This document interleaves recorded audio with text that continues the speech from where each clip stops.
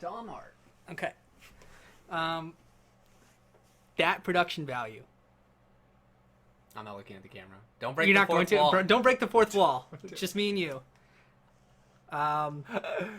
Episode 8. Yeah. No. Prequel. This is our prequel to I think it's episode 9. Oh, you're right. Yeah. 'Cause we did episode our 8 We did our episode 8 on episode 9, so episode 9 was another one about 9. Yes. So this is our episode 9 about episode 9. This is our intro. We recorded the actual episode you're going to watch. This intro, yeah, they're a about week to watch ago. it. In 10 seconds, they're gonna switch to the.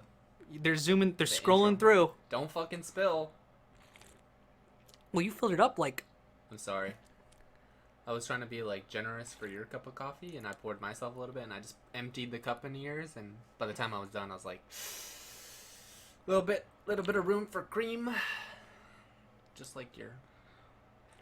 Well, I won't finish that statement. Good. The purpose of this video is to introduce episode 9. We invited 2 friends over, Steve and Andreu, and Joe Etienne. Joe Etienne, who has his own YouTube channel, and everyone should check him out because Yeah, Steven has his own YouTube channel, but he's inactivity, right? Like, yeah, it's inactive. He did some Yu-Gi-Oh stuff a couple years ago, so he said he was gonna send me his account, but yeah, he's we'll great. upload ours, and then we'll edit, and put it in the description. Yeah, shouts out to him. He was great. I first met him when he first came over, Right. and I work with him every day, so hearing him talk about Star Wars before I'd even seen the movie, I was like, oh, I got to get you on my podcast. We gotta- or at least try, and you will see that he's throw some spaghetti at the wall. he's very. I'm not sure if he's an opinionated guy, but he probably knew, hey, I'm coming on a podcast, and I'm gonna do my thinking research, my bullet points of what I did like and what I didn't like, even about the other movies, and he brought that, and it was. I think an that's always just jumping. This is around how he's his head. going? I think it is. That's the impression I can get, respect is that. Someone who's opinionated about the movies, they have something to say about it, and they're eloquent about it. That's not the Yes. right word. Eloquent. No, he was though. He was articulate. Articulate. That's the word I wanted. Yeah. I think that was the word I was looking for on our last podcast. I couldn't remember. We don't have any video for that, unfortunately. But No, it's fortunately that was a train wreck. You think the following podcasts are going to listen The to us a train video wreck? aspect of it would have been a train wreck. Yeah. I didn't have any pants on and None of us had any pants on. We just invite people over to our apartment and just. hadn't showered in a couple weeks. Thank God we don't have 4D where you can smell my breath. We're actually both hoarders too, so we just. Yeah, this is the cleanest room in our apartment. It's Yeah. only so you can sit down at your PC. We also had Joe Etienne on the podcast. We already said that. Yeah, but now let's. There was also Corey Montoya and Michael Kuhlman. There was. Yeah. We have our own channel. We have our own channel. Check us out. There. Anyway, so we pretty much dive right in. I guess my approach was the mic's already hot and you guys were already talking in the living room, so I just hit record and I just Yes. figured we just edit it in. So Yeah. you're in a This little is bit the of- introduction we plan on doing after, and Yeah. yeah. We just didn't do it. We didn't where we sat down, we hit the mic and we're like, all right, episode whatever. It was kind of we'll just kind of insert ourselves where we need to. So Yeah. The first hour we talk about Star Wars in depth and what we all collectively didn't like about Star Wars Episode 9, but then some good parts. And then kind of the next 2 hours was on topics we wanted to talk about, and probably the number one is video games and what we all like in video games, and we're all everyone's similar opinions, what they liked, what they didn't like. Yeah. And then the conversation just kind of meandered around, and it was very natural. I feel like. So Yep. I think it was. I think it was a fun video. I had fun, mostly listening. You made the comment after, "Oh, Corey, you didn't really do much input." I was like, "I have guests. I'm gonna let my guests talk. These idiots have to listen to me talk." Is that what you're supposed to do? Because I didn't really follow that rule. No, you don't really follow the rules though. So. No, not when it comes to don't talk. I don't really follow that rule. You don't know what that means. I don't really know what that Mom means. and Dad would tell you shut up in the Yeah. car, and you'd be like, "You shut up." I wasn't disrespectful, but I would Oh yeah, because I would get beat. If you find were loopholes disrespectful. away around. Well, you didn't say I couldn't talk in the car, and now we're outside the car, so it's Yikes. yikes. That's the wrap up for this intro. Yep. All right, good. Enjoy the video, guys, or enjoy the podcast. Enjoy the podcast. Yeah. It's a great one. I mean, it's Top awesome. 10. Top 10. We got him. We got him so good. people like that. Yeah, because I'm that's, like, that's you know not what? a real position. Like That's you just not said great. it. You just said it so that you're trying to up the Yeah. emotional like reaction from everybody else. Like that's not a real person that with that real. Not Opinion. a huge fan of that. Like, No, it's no. really hard. I've just sounds now good. started purging We'll cut it when we like those kind of videos out of my YouTube suggestion stuff, because I for a long time it was just that, man. Like I would sit down and listen to all kinds of like both sides of that thing, and after a while I was just like, this is I was like this is not, I'm not happy after I finished listening to this. So I was like, I need to focus on the things that genuinely like make me happy. So, and I just started just ignoring those videos, and they finally have now like simmered down. I It's respect rough. that, like, because I fear a lot that I'll put myself in like an echo chamber of like people that just agree with me, so I force myself to listen to like hours of opposition to be like, I can't just disagree with them. I have to like think constantly. Like if I was in front of this person, how would I refute every single thing? That's so really it's good. not just like, oh, I'm just used to being I like like me his or whatever. mentality. yeah. But that's Star Just Wars. just the fact that you know like the term steel manning someone. Like you heard that from like Sam Harris podcasts, or that I have heard Sam Harris. I heard before, he invented that. You don't I agree have with them? I have no idea if he invented that, but I if heard he that did, then I guess you know what that I means? own- Steel manning I someone. owe I him a don't nickel. think so. Do you know what straw manning someone is? Yes. So it's the opposite. It's I'm gonna make. So if you make an argument, we're disagreeing. First, you let me talk. I'm gonna make your argument as strong as possible, and then you make Okay, my that makes argument. sense. Now we can. Okay. Because you know, if you're just making attacks or pointing out the stupid that doesn't fallacies, help. we're not getting anywhere. That's fun. Yeah.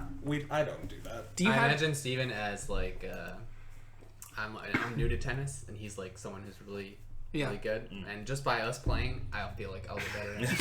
And hopefully you'll get better. So I don't know what the tennis is in this situation. Yeah. but I'm good at some stuff. Generally I just talking to learn people. better from people who are obviously better at something. So Sure. I see you have like a good vision. So I appreciate that. Do you have like a platform or anything like that you're trying to? I've heard that. Do you I'm want at one? work. I go to work. Not yet. You go to work and talk to people. We're the audience. Yeah. It's a platform Just get on recording. the soapbox You at know- work, you and know- I'm like, guys, Shouting let at me the tell you why streets, No Shouting Man's in the Sky warehouse. is good. Everyone's listening, cracking you up.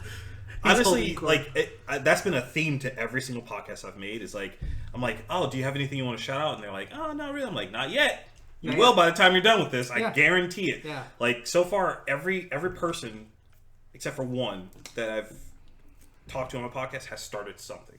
Has started a YouTube channel. Started something. Which is I think funny. I think almost everybody wants that. Leia's video came out, the first one, or maybe it was the second one, and I was like, "Hey, Joe posted your video," and she's like, "Oh, how do you know?" I was like, "He updated it on his page.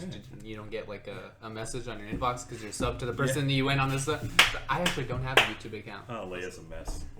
She's Step one. She is so funny, but like, she came over here and Yeah. was talking with Corey the Yeah. first time I ever met her, Yeah. and it was like she just dives into like a really Yep. long, deep conversation. I was like, okay, that's cool. yeah. that's. I like yeah. it. I like her though. But she's I think cool. she's great. Yeah.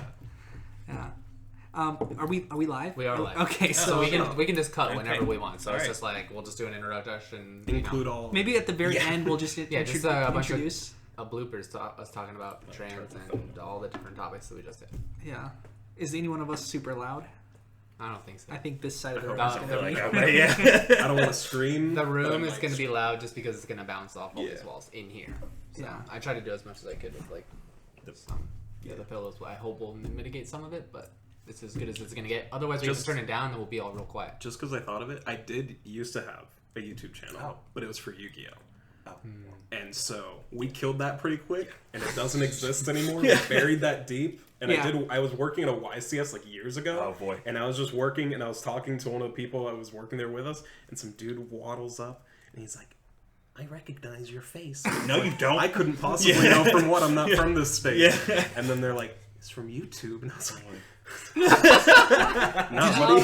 That must have been someone else, man. There's plenty of fat bearded dudes in America, buddy. I don't know what you're talking about. Must have been someone else. Dude, Joe, are we on your show or are you on our show? I hope not. Whose show is this? This is their show. Oh, okay.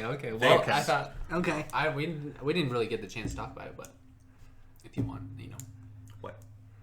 highlight video. You know, obviously. No, he's taking all of this. He gets all this, Yeah, that's this what I mean. audio. No, and if you want it too, you can have it. I mean, this is a collaboration. I don't need it. It's Yeah, all- it's like, All right, and you're not sending. I'll You're not send it to my parents. Look They're what not I going to did. listen to it. But yeah. Yeah, Look at my accomplishment. Mom, in 2020 finally. already. we have as Corey told you, we have like 8 episodes. 6 of them actually on movies. 6 of them are on movies. The other 2 is just us talking about like Park Like an Ave update. and Orlando. I love and- that.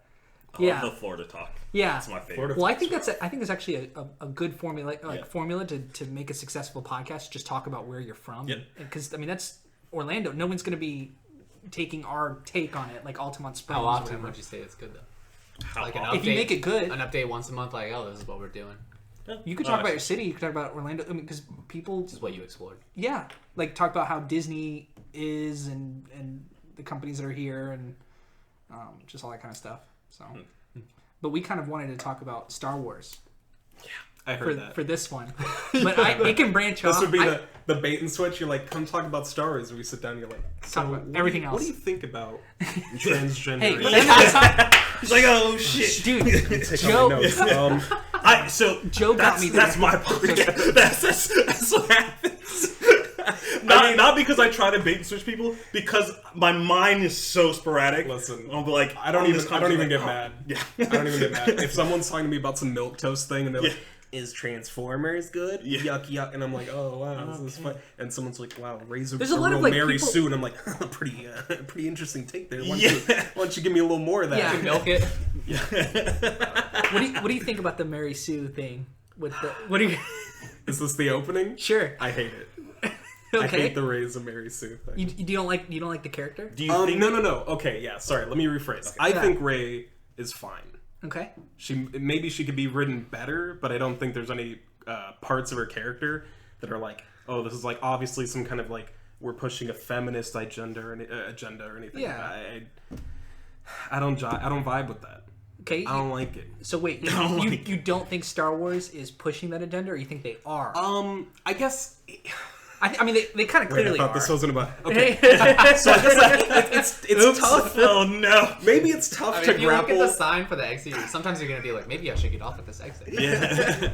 I guess it's tough to grapple between, and I was just talking to my parents about this like over the holidays because my mom, and I guess this will be like an example, and I'll cycle back in. I'm so sorry. Do you guys introduce? We'll do it at the end. Okay, all right, cool. just do it. Because We like should do it. it's It's people are I'm hearing about to go voices, and I off. was It's just like, okay. It's okay. oh no. We started it maybe a minute ago, and this will be the Perfect. introduction. All right. So, all right. Yeah, whatever. welcome to Stories with Michael. And I disagree with this decision. I'm Kuhlman. Yeah. we have Joe Etienne and sorry, Stephen. I don't know your last name. Andreu. Andreu. Yeah. Hello. Stephen Andreu. All of us here. We're gonna talk about Star Wars. Obviously, we started already. Okay, So- Sorry. can you let Steven finish his first? so bad And cut. Man, right into it. Okay, so my parents were mildly racist. Perfect. Just like it's kind of like an old person thing, you know? Like it's not so really. good. That's it's unacceptable. It's like it's a generational gap. Let's say, I'm not really. I don't. Are we allowed to curse? Yeah. I don't Say whatever you fucks want. with that, but it is what it is. Yeah. You have But- to bleep yourself though. Okay, well, hopefully one of you has the sound. We got a board. buzzer. Put it at the table. You I guys. just unplugged the wire. Yeah. Just beep. Yeah, Plug just back. get it. Yeah. Perfect. And we were talking when I was visiting them over the holidays, and my mom said something to the effect of like that she can tell that there's a lot of commercials pushing interracial relationships, and I was kind of like, I think that's true though. It could be so it could be true, but I guess for me, if we're They trying call it to virtue signaling, right? if we're trying to normalize, like, in the past there was like a stigma for interracial relationships or like gay relationships in media. Yeah. So if we're trying to make it normal or normalize it, then we're like, oh, well, maybe we put like 10-20% of them. And then when you look at it, you're like, well, the overwhelming majority is still like same race or same whatever Yeah. couples in See- commercials. So yeah. but because they're normal, you don't think about it. Every 10 people you see that are the same race, the one interracial relationship is like, oh, I don't see that usually. And it's kind of that confirmation bias, right? Okay. So Yeah. for Yeah, me, I- it's like, it's really tough to have a situation where, and I think there was like a tweet that I read that puts it really well. That's like, the main character for a movie is either a guy or it's political. He's either white or it's political. Yeah. Because if you pick a woman, well, it might just be because you just want a woman. There's no I think reason. that's true though. Like there's movies that exist where it's not a guy or a white person and it's not political. Sure, like that, sure. Yeah. Political is in like if 10 movies have men in them, people don't question the hiring practices of like the studio, whether or not there's an agenda. Sure. Yeah. It's normal. Yeah. But if someone hires a woman, Ghostbusters, Star Wars, Ocean's 8, and some of these, maybe they do have an agenda, right? But I guess for me, I'm like, well, it seems difficult if every time a female role is cast, we have to ask, like, well, how much of this is like feminism? How much of this is like diversity? How much of this is virtue signaling? And how much of it is like, well, if it's going to be normal, we have to do it at some point, right? My question would be like, what differentiates? Is that how you pronounce that word? The movies where a woman is casted and it's not like that, or like people don't question that, and the movies where they are casted and that is a topic of discussion. I'm asking that genuinely because I've never really sat down and thought about like what is the thing or the things that make people go, oh, cool movie, or then see them and go, oh, what are you doing here? Right. Like, so I think one thing to say is like, if it's a single writer and a single director who makes most of the artistic decisions, that person, I don't think it's an agenda necessarily. I mean, probably it isn't. But if it's a committee and a group let's all get together and cast this person or this the woman as and that's what I didn't like about this movie, The Last Jedi, is because it was built by a committee. And if you have it built by a committee, it's almost like you're pushing an agenda, or at least it feels that way because it's kind of a generic character. Right. And I guess that is fair. Whether or not you are pushing an agenda, which I kind of don't like. I'm not that sure if they are or not. You can't say that. You can never say that. You can't prove it. Yeah. But oftentimes, like, the intent doesn't matter, right? If people perceive it that way, they're going to take it that way. And I think it's especially bad, like the examples I gave earlier. Like, if you take a property that already existed, Ghostbusters, Star Wars, Ocean's 11. You're trying to retcon it. And you have male leads. When you make that switch, now it's very obvious. You're like, well, it was men, and you're purposefully making it not men. Yeah. Whereas something like if you have like Red Sparrow or Atomic Blonde, like people don't think like, wow, you picked a woman for it's just a woman. Yeah, but when you make that switch, even though it's like, well, if Star Wars is one of the biggest media franchises in the world, maybe it would be okay to have a female lead. Yeah. That is like 60% of the Earth, after all. I think that's probably fair, but it really sticks. You know, it really stands out. Yeah. To see something like that. My issues with Star Wars and I guess Rey as a character have nothing to do with her being a her. Yeah. Right. Like, and I don't think any of us care. You know what? That has absolutely nothing to do with that. That's the best take I've heard so far. Best take I've heard. Like, because I have tons of I problems. have issues, but they have nothing to do with her being I female. hate being in this position. You don't where like the character. I think the character was written poorly. Yeah, I think she's a boring character. I think she was written lazily. I can see that. Yeah, like but Force Awakens, she was kind of interesting. No. See, I like her. I like that big jump where I'm like, Rey's like kind of okay. She's kind of whatever in 7, and then in 8. Oh shit! Yeah. Hold on. Am I gonna drop the bomb right now? Yeah. Okay. So I really like it. Are we not doing spoiler? No, there's no spoilers. Whatever. We're talking about everything. Right. All of us saw. If you clicked on this video, what are you doing? Yeah. I like Wars probably. It's not a primer. It's not. Yeah. You've watched the movies. Yeah. Go ahead. I do like Episode 8. Okay. I actually really like it. That's weird. No, I think like all Star Wars movies, there's problems, but I do actually like Episode 8. And so it's definitely a road. Well, that's a whole. That's a lot of talking after that one, but we could get. I like some aspects of 8. Like I think I like. I have problems with 8, but overall, I'm like optimistic. Okay, did you like? I like 8 when you were sitting in the theater? Yeah. And in the very beginning, and you saw like Luke throw the lightsaber and like him act kind of goofy. How did that hit you? Internal conflict for sure. Because I was like, I was disgusted. I was like, there was some pain there. Like, I think so in the moment it is extremely shocking. It kind of I didn't like it. I think about it like on a meta level, and maybe this doesn't mean it's like the right thing to do in a movie, right? But like Episode 7 came out, and we had to wait 2 years for Episode 8. And within those 2 years, we had people being like, "Oh, is Snoke actually deformed Mace Windu? Oh, are Rey's parents related to this other? Are they Is she Obi-Wan's granddaughter? Is she Palpatine's granddaughter? All these really dumb ideas." Yeah.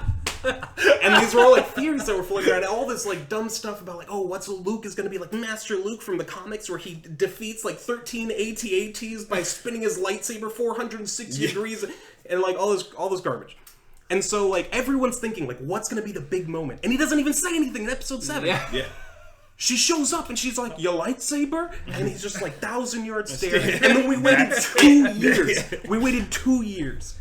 And then the first moment we get with that, he takes the lightsaber, he just throws it and walks away. And obviously, like, it's very frustrating as someone who's like a fan of the movie to be like, no. You don't get to do that. I've waited a long time for this moment. But within the movie, it's kind of...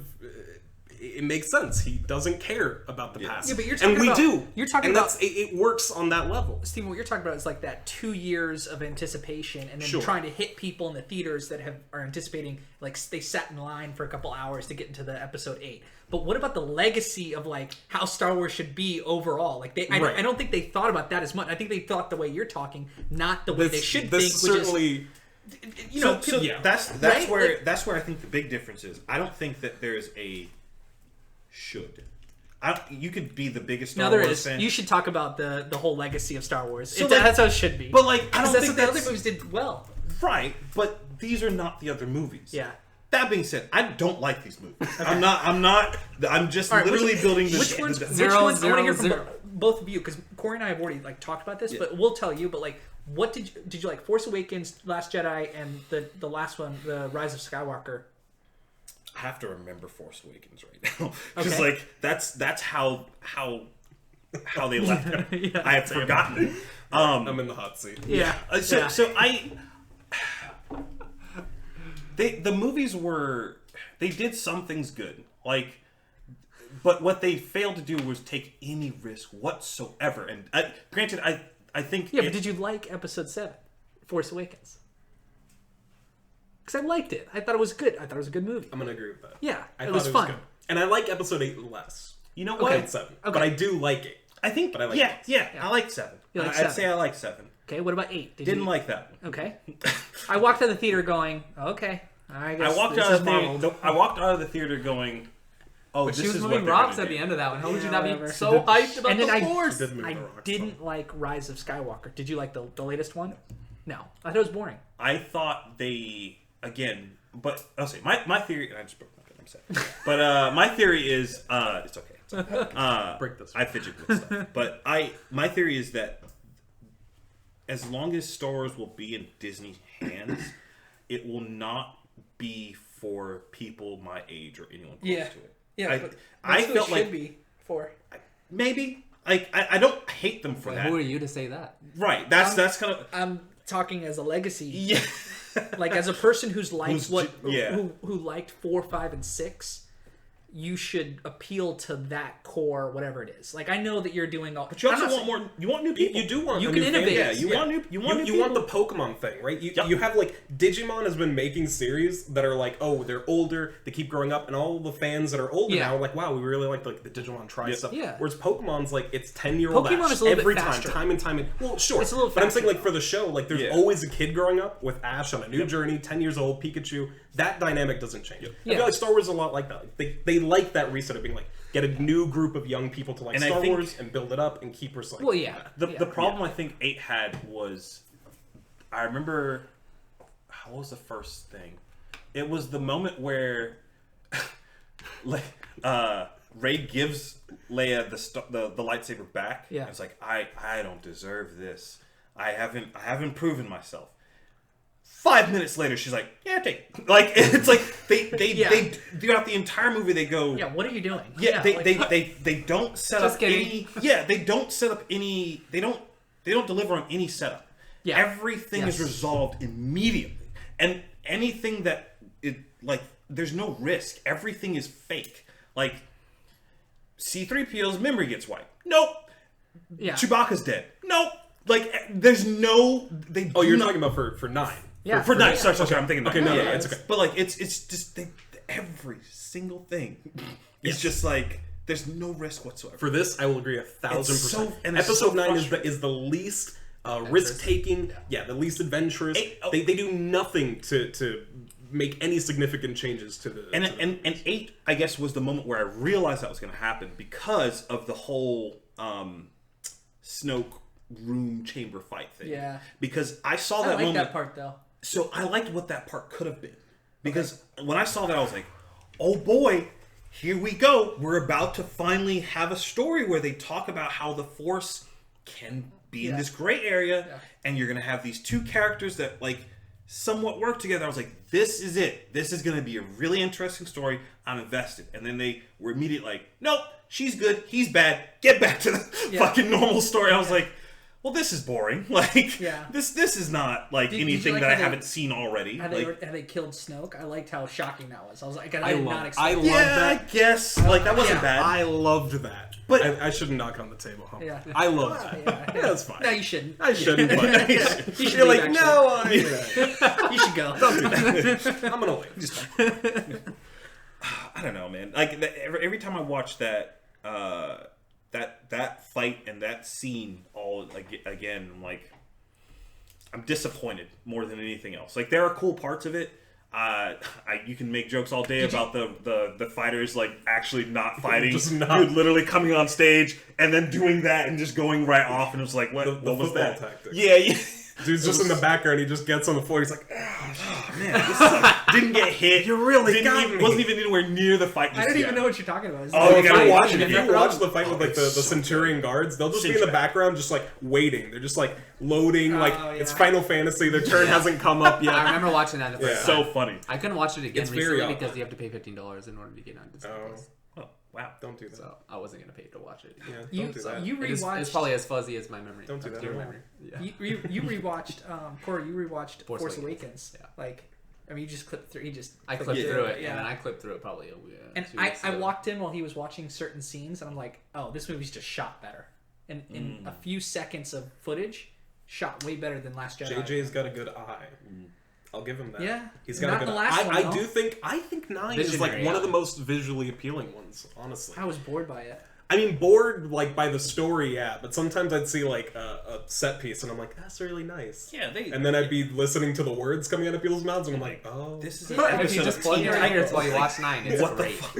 it's not good. But like for me, man, the last fight they have, or not the last fight, but the fight Rey and Kylo have on the Death Star that's like sunken or whatever, I'm like, that looks so good, and I love that fight, but it's in that movie, so. Yeah.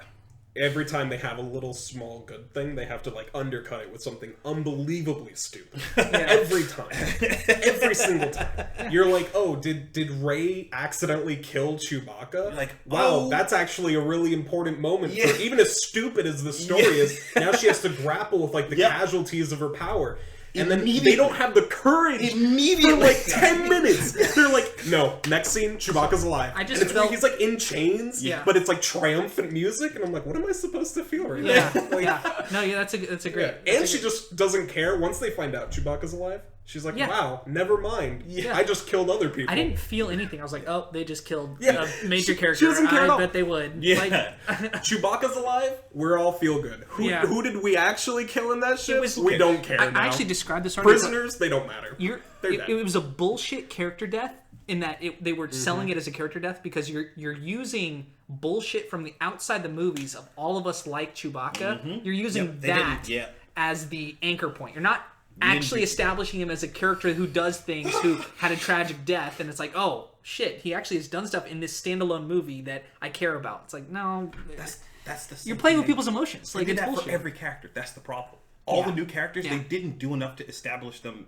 Yeah. They didn't give them any backstory. Yeah. Like, it was just like, and here's Poe. Yeah. And here's Finn. Like, Yeah, imagine a Yeah. story written with Finn. Finn got screwed. Yeah. Finn got screwed. Finn got destroyed. When- I mean, imagine- Kylo got destroyed. Everyone got Yeah. destroyed. But like, imagine a story where Finn actually has to grapple with the thought of like, oh wait, all these stormtroopers are like me, Yeah. and we're just killing them and laughing and having a good time shooting people that like could very well be in the same position where he was taken at a young age and Yeah. like it's Does like he ever struggle with it on camera? no, On scene? he doesn't struggle with it at all. Like literally in 9, there's Yeah, multiple exactly. scenes There's of so- him just shooting That's how it stormtroopers should have been. and laughing, and I'm just like, but wait, that's you. Like I was like, what? I don't Those are your know. cousins. No, I'm you're not exactly sure if right. some sort of like twisted logic, like within that universe, that it's supposed to be like Finn was able to break out of that mentality because he's like quasi force sensitive. I guess, and that is supposed to give him the ability to like break out, and that's why he cares about other. Like, Maybe. So I'm not. I'm not trying to make excuses, but I'm like maybe somewhere in what they have that made sense. The thing with but 9, it does not work on. there in is film. a scene It does not work. where he runs into that one girl. I don't remember her name. No, not one person. All we know, she's next. Not one person. She's like, yeah, I was like one of them too, but we got away. And then there's that thing where he's like, oh yeah, I was captured at one point. I remember that. And it's just like, oh yeah, you do now. He doesn't. He doesn't get that moment at all. It's really. See, okay. As someone who likes 8, I think they do set up. Man, okay, shit. I gotta get ready to really defend my points here. Oh boy. Okay. As someone who likes 8, I think they set up a lot for these characters that, in my opinion, feel really useless because of Episode 9. Because they took everything from 8. There was a lot of backlash, a lot of course correcting, and abandoning a ton of different plot points. Yeah. So, like, Finn trying to leave the rebellion, finding out why he's fighting for people, deciding he wants to sacrifice himself at the end of the movie.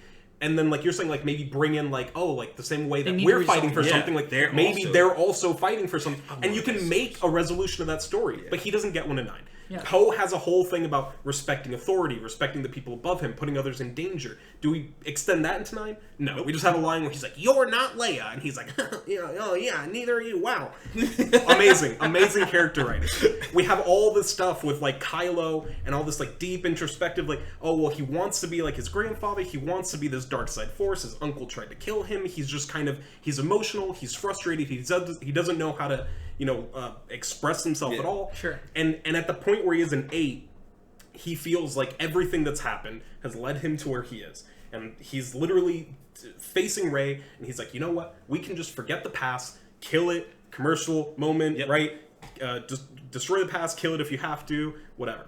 And what do we get from Kylo in this movie? Well, he kind of has, like, he hunts Rey down, and then he becomes good, and then and by the way, after Rey stabs him, big fatality, heals him, the only word he says for the rest of the movie is "ow."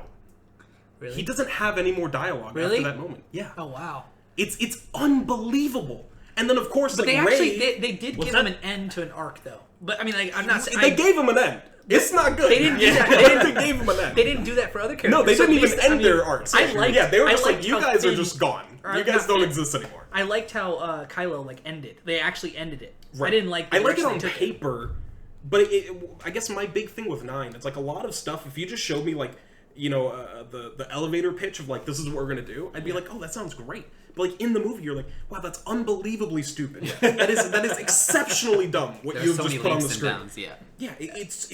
It's absolutely awful. I mean, again, Kylo, they've been setting up both of these movies to be like Kylo and Ren, or Kylo and Rey are this yin and yang of the Force. That one is extremely powerful, the other one has to rise to meet them.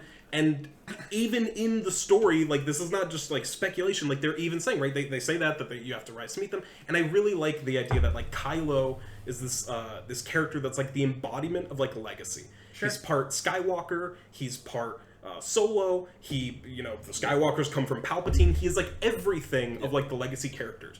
And in 8, what I really appreciate is they're like, Rey is nobody. Yep. And this is where like I think about the trilogies a lot as like separate entities. Yep. And if you watch 4, 5, and 6, what the Force is so different from what you would think if you watch the first 6 movies. Yep. Because back then the Force was just like, oh, the Force connects everybody. There's Luke and he's related to this guy, but we have Obi-Wan, we have Yoda, we have all these different creatures that are connected to the Force. Yeah. And so in 8, I really like the idea where they're like, the Force doesn't belong to the Skywalkers, the Solos, and the Palpatines. Like, a random person, the same way that all these people... Because who's Palpatine? Yeah. He was a nobody. He's just some dude. Point. Yeah. Anybody can be as powerful as the legacy characters. And so we have somebody who's legitimately unrelated to everyone, and someone who represents the entire legacy of Star Wars. conflicting. I think that's really meaningful. Until Rey is actually a Palpatine, never mind. Okay, yeah. Did you think it was stupid that Rey's a Palpatine? Unbelievably stupid. Okay, why do you I think could it's not have stupid? hated that. Well, aside from what I just said, Yeah. where I really like the idea, where and also I know it's like the meme, the broom boy. But, like, that's a big moment. Like, the Jedi don't just exist because that kid or whatever Yeah, was... and he grabs the broom with the sensitive. Force. Right, episode 8, right? And they that was a big moment, okay. And then they just kind of said, The Jedi didn't start with Palpatine and the Skywalkers and Obi-Wan. The Jedi start because people are Force sensitive. I really like that idea. And even with the stuff with Finn, where they're talking about, like, he feels the Force. And that was the kinda other introduced in the Stormtrooper who's like, prologue. I feel the Force. Right, a lot of people talk about feeling the Force and being Force sensitive. In Rogue One, we have a Chirrut, I think. Was Yeah, it the a pilot? pilot? The guy with the staff, the blind guy, Oh, he yeah. talks about feeling the Force. Yeah, like, the right. Force is supposed to Yeah. belong to everybody. So to take this character who should be like, no, she's just like an avatar of the Force protecting itself, they're like, well, never mind. She's actually a Palpatine. And it's for me, who was like, I love that decision. I absolutely love it. It felt so painful to sit through that film when they were like, never mind, you're a Palpatine. I was like, man. And I said this before 9 came out. I was like, I love episode 8, and episode 9 is going to take away the things I love about 8. And So you lo thought and 8 behold. was better than Force Awakens? No, wait. You No, already no. said that. Yeah, said I like Force Awakens Okay, more, got but it. there's less to talk about. It's just kind of a better movie. Yeah, they played it But pretty that's safe. where that's where I think 8 does take risks, and they're admittedly very big risks. Like, you know, in the originals, Palpatine or the Emperor existed as like this big bad guy behind Darth Vader, and the ultimate bad guy wasn't Darth Vader; it was the guy behind him. So I think it's really bold in 8 to be like, oh well, Snoke is the big bad guy, and we're all wondering like, oh, is he Plagueis? Is he Palpatine? Is he a clone? like, Is why he can't he this just be guy? Snoke? And they're like, you know what? He doesn't matter. He's part of Kylo's story. And like I really value characters in stories more than like overarching plots. I really like characters. So having the story be about Kylo and Rey together and their sort of dichotomy, I think is really powerful. And having Snoke be a person that's just part of Kylo's story, Luke and Han and Leia are part of all of their story, but Rey's story, specifically Luke in that movie, I think that's really powerful for both of them. So then to be like, oh, well, actually, the Emperor is still alive. Yeah, and but actually, Rey's related Kind to of on that point is that Leia was like a dumb addition to 9. I didn't like it. I mean, they kind of had to do it for legacy. It's definitely but it like- was so I guess. forced. It's Did you definitely- like Leia's character? They could have They could at least given her a burning death. something. That's talk about. I feel like at the end of So how'd they kill off Leia? the end of 2, no 1? Yeah, at The end of all the movies. They No, at the end of 1 when Obi-Wan. Qui-Gon. Qui-Gon. They Qui-Gon burn dies. Qui-Gon. Yeah, they burn Qui-Gon because he's They burned a Jedi Darth Master. Vader too at the end of 6. Exactly. you're supposed to burn And now Jedi. Leia's Yeah. Jedi Master technically, right? Like Leia and Luke. Like, Who knows? is Sure. the Jedi just I don't- dead after? Rey?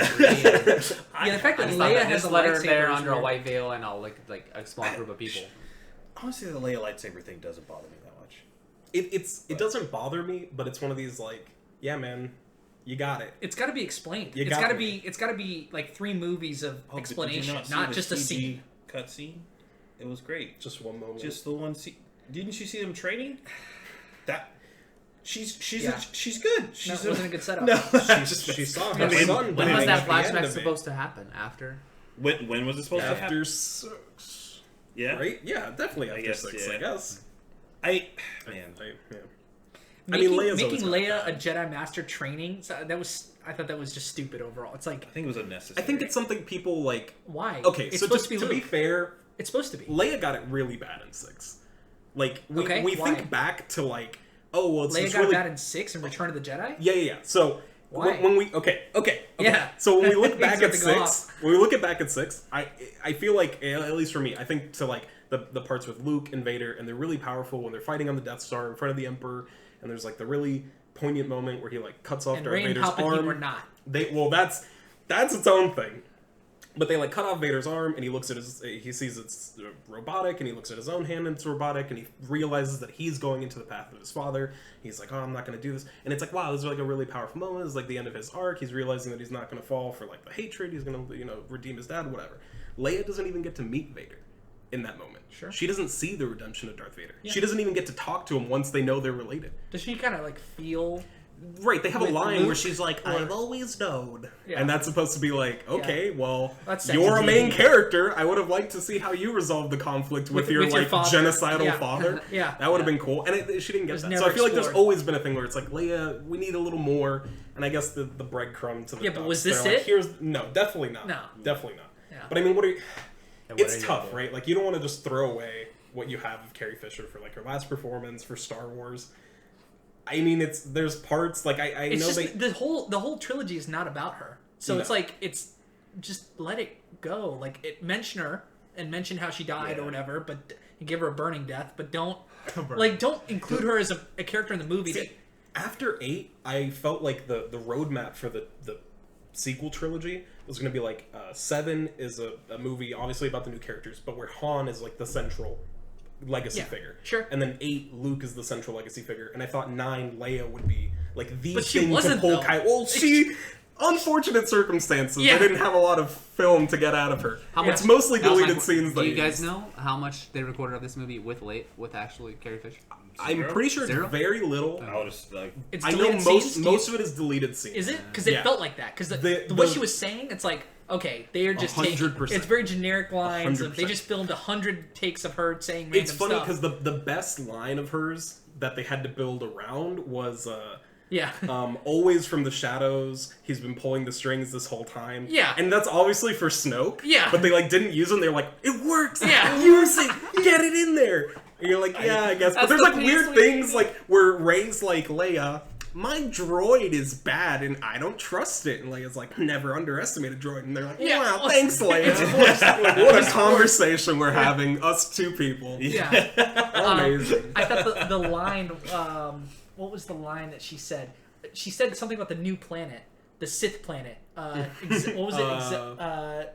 Zykel or something? Exegol. Exegol. I was like, oh, they got her to say it. Like either that was planned, but it totally was not planned. They just altered. And then for the last parts, a lot of voice body doubles for sure. Shots from the back, shots in the shadows. Yeah, I was was looking so for it too. obvious. I Yeah. kept looking like, oh, are they gonna mess up? Nope. The moment where she's hugging Rey, and the camera cuts to her for one line, and then cuts to Rey's face, and then she proceeds to keep talking, and I was just like, "Ooh, you guys didn't want him on that CG lift." Yeah, And I was like, "I get it, That's man. I really don't blame expensive. you." Yeah, right up the But all front. it's so retarded because it's so like obvious. You know? Oh yeah, it's very retarded. Yeah, it's retarded. Didn't know you're using ableist slurs now. Let me Sorry. get out my past. Sorry, I'm trying to catch up. Whatever.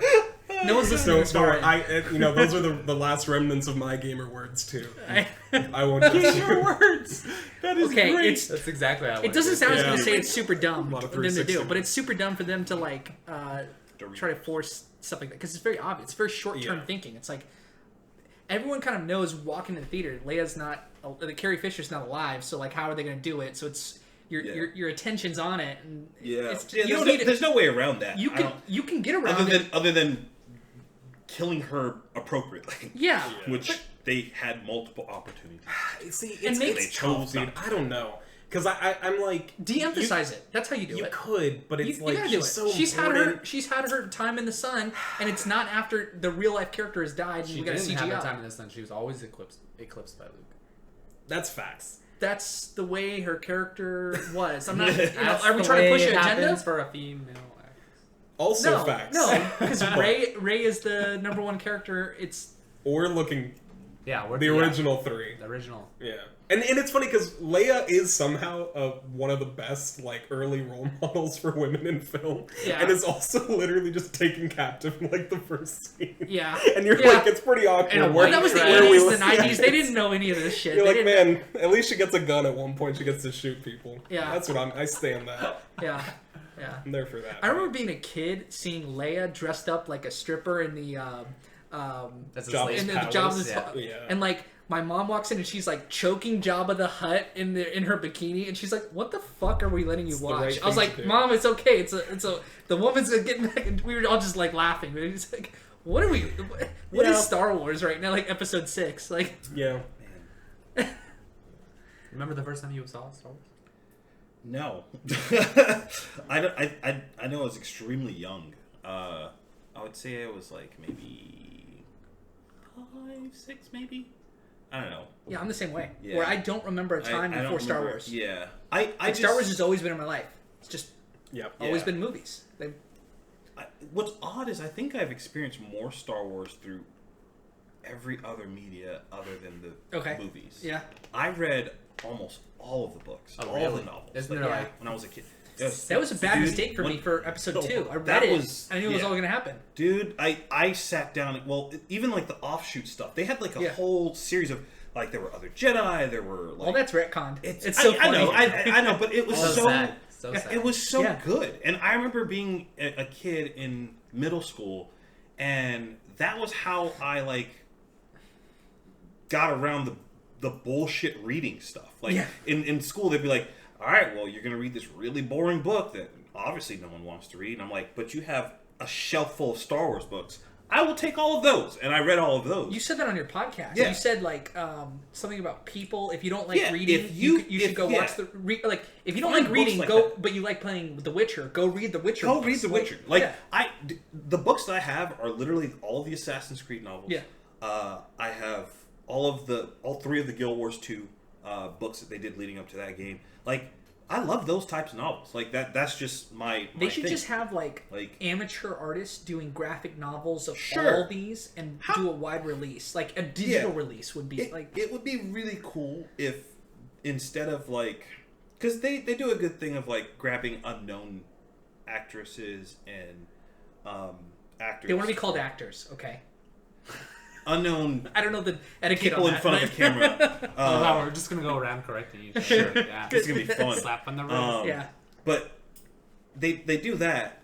It would be nice if maybe they could try to transition someone from like one of those novels into a story writer, story writer. Is that the role? I guess like a screenwriter or screenwriter. Okay, screenwriter like role. Oh, like, that was actually my take on episode 9. How it should have gone is you get like 5 25-year-olds who've gone through screenwriting. Hold on, stay with me. Stay with me. Okay. No, this is not how we got 9. How we got 9 is a committee of executives going, what do people want? What's testing well? Market. Throw Chewbacca in there. We got to have all the right lines and make everyone feel good, and include R2D2 and all that other him beeping and the.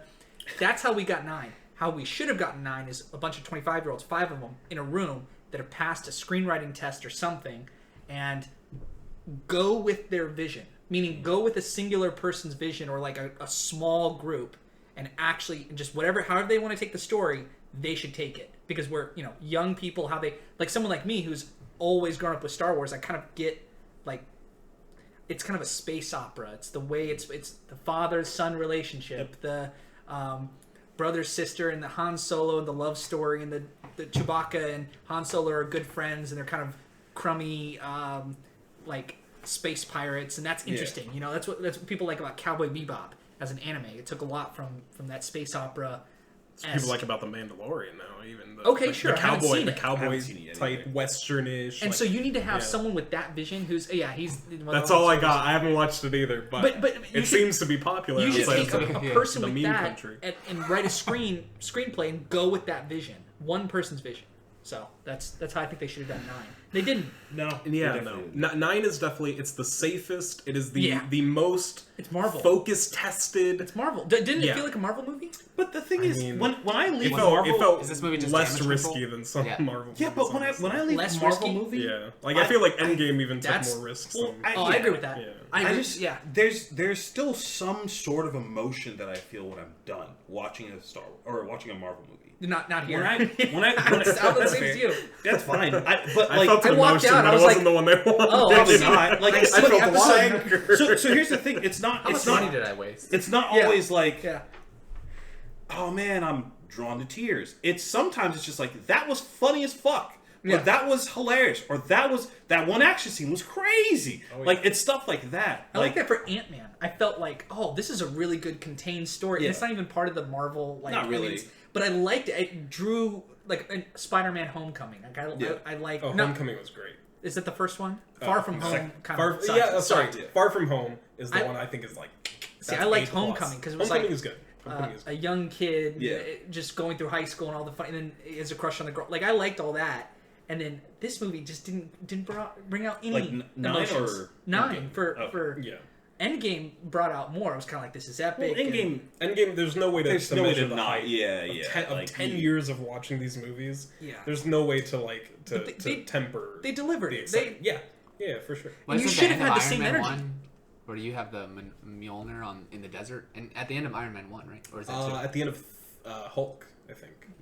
Okay. Yeah. I think so, or maybe it's at the end of Iron Man 2. Yeah, because whatever the first movie was, where they allude Hulk to is someone, in- no, at the end of- another at the character, end of that's Hulk, like everyone's Everybody's like, like, there it is! We got it! Yeah, Which at, Hulk? at the end of Hulk, the Incredible Hulk is when Thunderbolt Ross walks into or he's in the bar, and Tony Stark walks Right. up and he's like, I heard you have like a green monster or something. You're like, whoa, Yeah, what's yeah. connecting? yeah, and then the hype starts. This is just like Power Rangers meets TMNT. Yeah. I thought episode 7 was going to be a springboard for this new Yeah. trilogy. Well, it And should then have you been. watch 8, and I was just kind of walking out. God, it wasn't as bad as. Did you hate 8? I didn't hate 8, but I did walk out kind of like, really. It's not the She's first time doing I've some heard this opinion. force either. some rocks at the end. Like the end just left me like kind of like. The Oh, force they just rocks did were a that little stuff. weird. Yeah. I feel like 7 is like, I know one of the biggest criticisms it gets is that it's just like 4. It's like super. That like, was awesome. It was reminiscent. good. Yeah, It was I safe. think that's It was- good. Yeah, and I think it reminds people why you like Star Wars. Sure. Like, there's a good guy, there's a bad guy, there's fun space action, everything looks cool, and especially because It the wasn't last, the prologues. It That wasn't. Yeah, and the last time we saw a Star Wars movie, We gotta talk about prologues, by the way. We'll do it after this. it, I want to hear your guys' thoughts. Okay. Yeah. the last time we saw a prequels? Star Wars movie Prequels. in Sorry. film, Sorry. Prequels. I was like, this No, is gonna correct be a me. new. This is a new take. no, prequels. Sorry. The last Star Wars movie in a theater that wasn't Episode 7 was like they killed a bunch of kids, all the Jedi died, Anakin choked out his wife and threw her into a volcano. Yoda went into hiding. Obi-Wan's like, I'm about to head out, and you're like, this is pretty sad. So 7 being like fun and just like the Star Wars magic again, I think is like good. And then for me, like 8, I think is like, okay, we got you into like Star Wars again, and now we're gonna take Here's it our into craziness. this wildly Yeah. different take. Yeah. And I was like, Started I'm off with here. a joke. I'm here for it. Yeah. It did start with a joke. It started with, like, not even a good joke. I didn't It like did start that. with the Bad I didn't like all the jokes. I All the remember the jokes beginning. is What's the beginning? It started with the Yo Mama joke. Yo mama joke. Literally yo mama joke. Yeah. Okay, so what was that guy? The Hux. Hux. Hux. Yes. He's on the ship talking to Poe, and Poe's just like, I forget what the actual line was, but he's basically asking to talk to someone, and then like Hux keeps asking him, and eventually he's like, your mom, basically. That's the beginning of 8. It's not a great. You gotta movie. have not characters who are great. funny. Han Solo was funny, and the way they were talking. Because what's funny is it's kind of a meta joke. It's like Chewbacca's kind of talking to them in 4, 5, and 6, and they all understand Chewbacca perfectly, and they're talking back, and Chewbacca's kind of like Yeah. sarcastic, Yeah. and that's funny but you can't force humor and make quick edits and. Not a Star Wars Yeah, movie. We're not a comedy. That Like- joke didn't land, and I think Poe is funny. Like at the start of Yeah. Episode 7, Yeah. when like Kylo gets to like the planet and they hold down Poe and he like gets in his face, and then it's just Yeah. like a pause, and he's like, "So you talk first, I talk." Yeah, that was We fun. talk- That was fun. That's Great. good. That Yeah, works. that That is- works. that works. Yeah. But your mother. Boomer. Wow, what am I watching right now, dude? What kind of film is this? But that's I'm not going to defend that part. I remember that was like There's the a reason biggest 7's above 8 on my complaints list. that people had about 8 when we were done watching, because I wouldn't watch with a bunch of friends. In was- theaters. In theaters, yeah. And I saw all these in theaters. They got me. Yeah.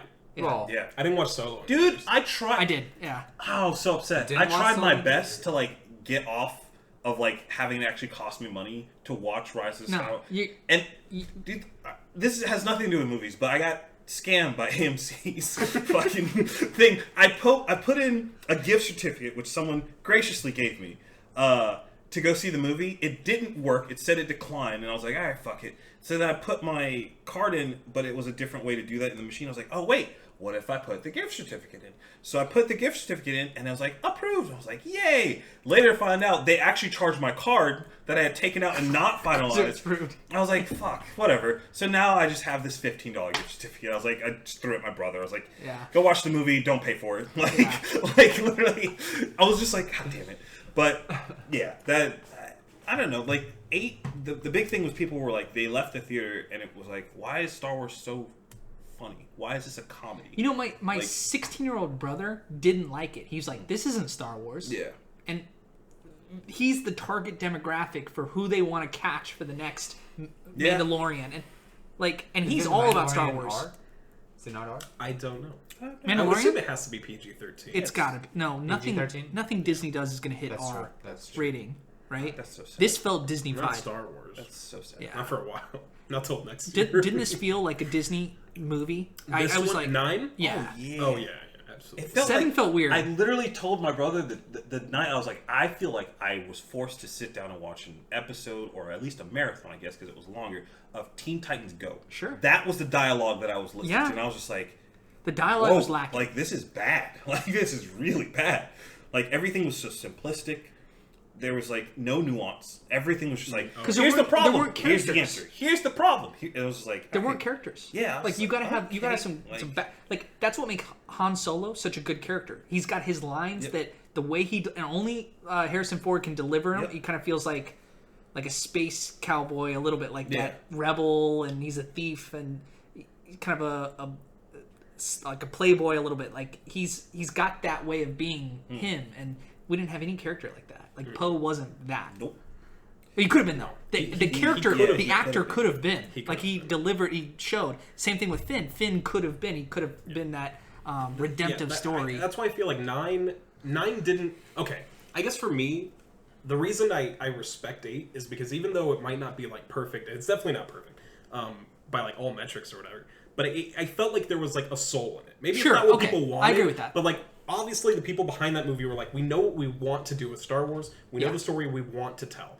And I felt I like agree, with but it 9, had they misses. were like, yeah, well, for sure. Yeah. For sure. Yeah. But I mean, the joke I tell everyone is like, if I live through the prequels, I can live through anything. Any Star Wars movie can Fair come enough, out. And yeah.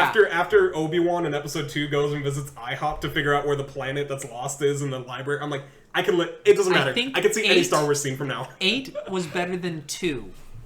You know what? Clone I Wars. appreciate that. Yes, 8 was I better than appreciate 2. that. But 8 was pretty bad. Yeah, but I felt like 9 had no soul Yeah. at all. 8 was better than 9. Yeah. Yeah, I mean, What do you think, Yes, I Corey? think that. You think I like the prequels. Corey likes? I like he likes. one prequel. He likes 3. yeah. 3 is I tolerate one prequel. I like Phantom Menace. I think it's not a terrible movie. I think people shit on it way too hard. I think 2's worse than the Phantom Menace. I think 2's the Yeah, worst one. 2's the worst. I think 2's the worst. 2 is the worst. Yeah. Star Wars movie. That's where I'm at. I don't think I do like the. Do you know what we're talking about? I've seen. Are you aware been a of while. Star Wars I've seen the had important- movies before this? I know that, but I've seen the main beats, but I don't. I'm trying to think if I've genuinely sat down and watched any of the prequels, and I don't think I have. Oh, racing. you're not qualified to go to this I'll see you guys. podcast. Take care, Yeah, guys. you're not, you can't sit here. I've seen You're not like missing a ton. yeah, like I've seen like the main if they're beats. worth and, like, watching, come they're on. fun. They're fun 3 is 2000s worth movies. watching. Yeah. Yeah, you get, You know, to you get that- introduced to Vader. How are you gonna know who Kylo's really dreaming about now that he's dead? He's in everything. That's true. He's in every video game. But he doesn't get born. No, it's not about the video Until games. It's 3. about the canon. Video games are based on canon. Sure, but what I'm saying is like nothing of the last 6 movies is lost on me because the characters that they've used, I know them Sure. through other different mediums, but like I'm aware of them. Yeah. They're just part of the cultural Yeah, zeitgeist. like, Now- yeah. It doesn't- Now, they I just think don't get Obi-Wan is super, like, really well received in all the extended universe. Yeah. Like, Obi-Wan Yeah. Kenobi is, like, Yeah. he got his reputation Yep. weighing up with Clone Wars, with other stuff outside. Rebels. 'Cause Ewan he- McGregor. He gets to Yeah. kill Darth No, Maul. no one gets You to win? see that tab. You win? Ewan. You win? Ewan? Ewan McGregor? Ewan? You win? Ewan? We win? I win? Ewan? Thanks, McGregor. Ewok? We will all win. Get Ewan. the MMA fight? Ewan? Ewok? McGregor? Connor? Did he win the fight? He's coming back. There's a Ewan fighter. January I don't know his last something. name and stuff. Yeah. I gotta watch that. Do you have the will too. Force? Is he gonna kill Darth Maul? He No. will after Played by this John fight Cena. and start making movies. So I'm sure he'll be in one of them. Yeah. I can't wait for just the cookie cutter. Every single character from these movies gets their movie. every year. Obi-Wan movie, Boba Fett movie, Yoda movie, I hope they don't do Dex's Diner movie. That's They've got the IP, and there's no reason why they They're won't do gonna it. run it. That's so After sad. I saw Solo, I was like, there will be no end to this. Yeah. There will be absolutely no end. Did you like Han Solo? As a character? No, As a movie? we all like him as a character. Do I like Han Solo As a movie, the movie. The movie? Yeah. Not really. No, the movie sucked. Yeah, the movie's not great. Yeah. That's the movie, another, the like- movie was a Marvel treasure Man. hunter Yeah. weird Yeah. film, and they just put the character in. And it sucks because I always feel this conflict between like parts that I really like, either like conceptually or like scenes that I'm like, well, like as just an action scene, this is really great. Because in Solo, the train scene is like amazing as an action scene with the train that's like tilting 90 degrees and like going through. I'm like, that's great. Except the movie's like trash. So like it's really wasted on this film. Yeah. But that's really good. So you give a little How credit do you- where it's how do you- due. But Those scenes are why I go to Star Wars movies. that's fair. So that's why I enjoyed enough of 8. I didn't walk out like, oh, this was a great movie, but I walked out enough. What do you give it out I of was 10? entertained enough by what was visually happening, like battle cruisers coming out of the ground of a super powerful god, Dark Lord. It was visually appealing and enough to keep me like engaged. But I mean, obviously, like we all said, there's just too many things that. What you asked? What would I give it? Yeah, I'd probably what- give it. I think I said like a 6 out of 10. So it wasn't great, but it was enough that I would watch it again with friends in a year, and I would still enjoy the movie. But What did you like I about the hate- prequels so much? cinematography. Okay, you like the cinematography. Yeah. Ewan McGregor, You obviously. like green screens? Liam Neeson. Like Yeah, I did like seeing the green screen. For which movies? There's a couple. This. Yeah. There's a green screen. 1, 2, and 3. All. You know, I just- technically, a green screen is a real object, so it is a practical. Okay, yeah. Yes. Really helps with our discussion here. But you liked episode 3 the best. Yes. What did you think about 1? 1 was good only because it led up to 3. It was just kind of building like what I thought 7 was going to do for the rest of them.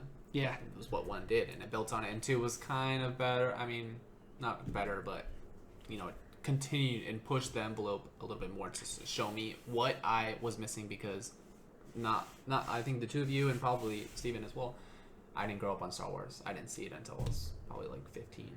And even then it was like pieces of the first 4 Steven, did you grow up on Star Wars? Absolutely. Okay, so I used to watch. My parents had a golden box that was like the VHS, like 4 through 6. Yeah. And I used to I had watch it, that yeah. forever. And I'm pretty sure Phantom Menace. It just was always the on. first film that I ever went to watch as a child. In 2001 I or guess whatever? like the only other exception might be like, I'm pretty sure my parents took me to see The Sixth Sense when I was a kid because Yeah. they thought I wouldn't know what's going Yeah. on, but I definitely did. And it scarred Okay, me yeah. for a long time. Yeah. Not counting that, Yeah. Phantom Menace. was So the first film that I golden ever- box set was the first memory I have of Star Wars, and it was at someone else's house. I go to visit them, and I see that, and I'm like, "What is this?" And you're checking out the box, and it has the pictures on the back, and you're like, "I want to watch this." And that was my fascination for it, not because my parents were into it. My parents never were into Star Oh Wars. yeah, my parents hated it. No. I don't know where. parents- You know something interesting about DVDs came I out. watched episode 4 before it was called A New Hope.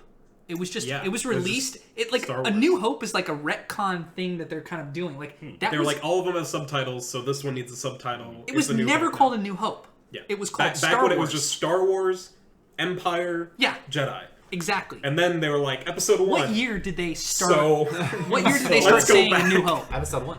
I think it was after episode 1. After once, Phantom yeah, Menace. once Phantom Menace became episode 1, the original had to become episode 4. So That's they were bullshit. like, the fourth one can't have no subtitle. Yeah. Throw one on there, baby. Yeah. New Hope. The What, old Hope. what do you think is the best Star Wars movie, in your opinion? Best Star Wars movie. It's a hot take. This is It's the just top. like- We'll all go around. We'll all go Oh, around. I don't have a hot take, but I'm about to hear hot takes for sure. Man, dude.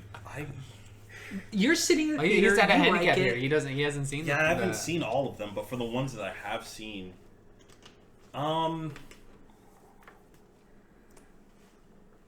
man, Was it 9? no, maybe 3, I Obviously. guess. The only reason I would say, well, not 3, fucking, what was that? Return of the Jedi 6. 6, yeah. Okay. The But- big battles. Yeah, like I I guess I probably like That's that close. for the same reason that I like Lord of the Rings. Like I love big spectacles, like huge spectacles, and that movie had a lot of it. But the story wasn't great, I would say. But that's the case for most of the Star Wars. I feel 9 at a like, huge battle. If you're a Star Wars fan, you have to accept like a minimum level of jank in every movie. They're not great. You have to take it. Yeah. So I guess It'd be like that. Yeah, I guess I'd say 6. Okay. Hey, Return of the Jedi. yeah. What do you think? 5. 5? Yeah, Empire Strikes Back is the best one. I got the. This is the coldest take here. Yeah, easy. That I think 5 is the best one. Easy. Yeah. 3. Episode 3. Because of the music at the end when they're fighting with Anakin and the whole Duel Mustafar. of Fates. Is that Yeah. a Duel of Fates? Isn't there two? There's Yeah. Duel of. Isn't there another? I think isn't it's there Duel one of with Fates. Is it just Yeah, Duel Duel of Fates for Fates. both? Well, never mind. I thought there was a music for when they fight Darth Maul in 1, and then a different one for Anakin I think you're and right. Obi-Wan. But I don't remember what they're called. Darth Maul, wasted character. Oh, absolutely. Until the He TV became show cool got after hold all of these- him, and he's like, never mind. The TV show Mandalorian has him? Oh no, Clone Wars. Clone Wars Oh. and Rebels. Okay. Yeah, he has like a huge Because he came back, right? 7-season character arc, and Okay. Obi-Wan finally gets to kill him Do you think on it's Tatooine. I've not seen them. Do you think it's worth Well, watching? spoilers. I haven't seen Okay. all of. Yeah. I haven't finished either of those series, but I've always heard they're really good. Okay. But I guess you have to like the prequel Star Wars stuff. I'm the pretty first one mild is- on prequel Star Wars. First one is the Battle of the Fates, and the second one, or what did you say? Battle of Fates and Duel No. of Fates. Is that No, it? Duel of Fates. And the Okay. other one's Battle of the Heroes, Oh, and that's Anakin and Obi-Wan. I feel lied to. Not that you. But I mean, yeah, maybe. that song is like why I like that movie. I mean, not that That is song, really but just that scene. You see how Anakin kind of like resents him. The memeable line of "I have the high ground." Yeah.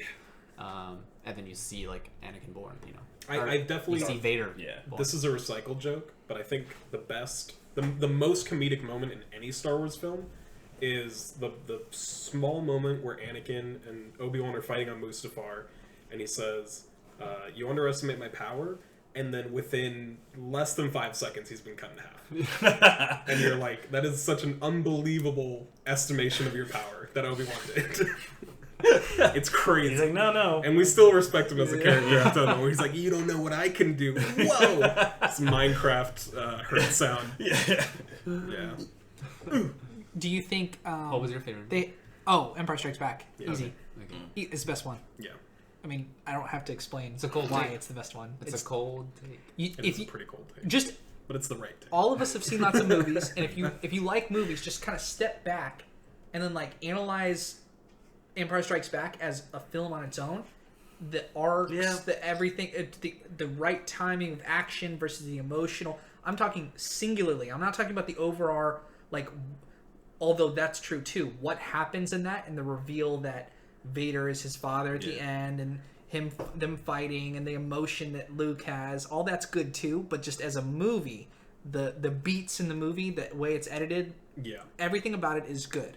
See, I really like... 4 is not a good movie, actually. By the way, it's not. It's the classic that everything is built on, but as like a B movie. Like if you watch it, it's like, wait, we just had 30 minutes of them going through a garbage dump. It's like, that's not interesting. This is true. But yet This is certainly true. it's interesting because it's Han Solo and Chewbacca and Leia and So I Luke. actually have that as one of my top 5 scenes in all the movies. Is the dumpster scene. It is because it's classic. But if it had no Star Wars relation and it was just regular actors, they say the exact lines and what happens. It's like, what are we watching a shitty B movie? Like, and you are from the 80s. It just definitely are. It just You are. became But I mean, I what's guess it's from tough the 80s. when it's something like that, where it's like it defined so much fantasy for the future. It's Yeah. like how, like you know, you gotta Obviously, be fair, it's you gotta not be bad. fair, but you know where it is, like it's the classic. which is what makes the letdown of all these recent movies and the prequels impactful. Because if just movies on their own, they're not that bad, but it's because of they're not respecting the. See, I'm gonna plant my stake here. I actually think that 8 capitalizes on a lot of the old movies. And You're then so obviously wrong. it's It's so taken- funny. Like, Okay. I just disagree. Here's the take. Like, No. Here's the take. Here's the take. The originals, Obi-Wan and Yoda know who Darth Vader is and are purposefully manipulating and lying to Luke to get him to kill his own father. And Luke ultimately has to choose to ignore them, try to redeem his dad, and it works. You go to the originals, or the prequels, sorry. Yeah. And Prologues. the Jedi are exactly the prologue films, as some say, the intellectual. Really were wrong. As the film buffs say, the prologues. Prequel is a normie term. The Jedi are this like police force that kind of like act unilaterally in the universe. They adopt a clone army because it's beneficial to them. They're kind of like America in 2000s. Well, that's pretty topical, but they like literally just execute people with no trial. Yeah. They abduct a slave child from his mom and then tell him that if he misses her, that he's going down the path of darkness. Not great. Yeah. And I feel like there's a lot of setup to be like, the Jedi are not good people. Now, this doesn't jive well with like commercials for the toys, because if you watch like toys, you're like, why don't you want to be a hero, a cool Jedi? And then you watch the movie and the Jedi are just like decapitating people left and right. You're like, that's pretty wild. But if we don't look at commercials or marketing, or like when kids are like, I want to grow up to be a Jedi, a mindless, soulless husk, no emotion, killing people at any whim. If we ignore that, there's a lot to be like, the Jedi are not good people. Yeah. And ultimately what happens at the end of 3 and how Vader has to redeem everyone at the end of 6, like that's all part of their failure. And I like that 8 finally gets to a point where Luke says, the legacy of the Jedi is failure. The legacy of the Jedi is making mistakes and not learning from them. They let the Sith grow under their nose. They led to their own destruction, and I had to change how the Jedi was to get to the point where I was at, and I failed too. And he's a Jedi. And That's so I think really that good, moment... That's actually we're moving the story along. Right. And I think that's a really cool moment to be like, the point is... And then you have... But it's gone forever. How do you feel about that? Yeah, I mean, you have these 2 points because Luke... Listen, don't remind me. Don't remind me what I had to sit through the other day. Luke says, the Jedi are done, let it go. And Kylo also in the same movie is saying, like, let the past die. But the reason those 2 characters are different, at least where Rey ends her arc in that movie, or her story in that movie, is that she gets to the point where she's like, you can learn from the past, you learn from your failures, but you remember them, and you have to grow from them. Sure. You can't let that shit just go behind. But Kylo says, get rid of it. Destroy it. Don't learn from it. Just keep following down that path. And that's where he kind of barrels into, like, the lunacy that he's in after killing his dad, and he doesn't feel like he can... You're saying Rian Johnson was...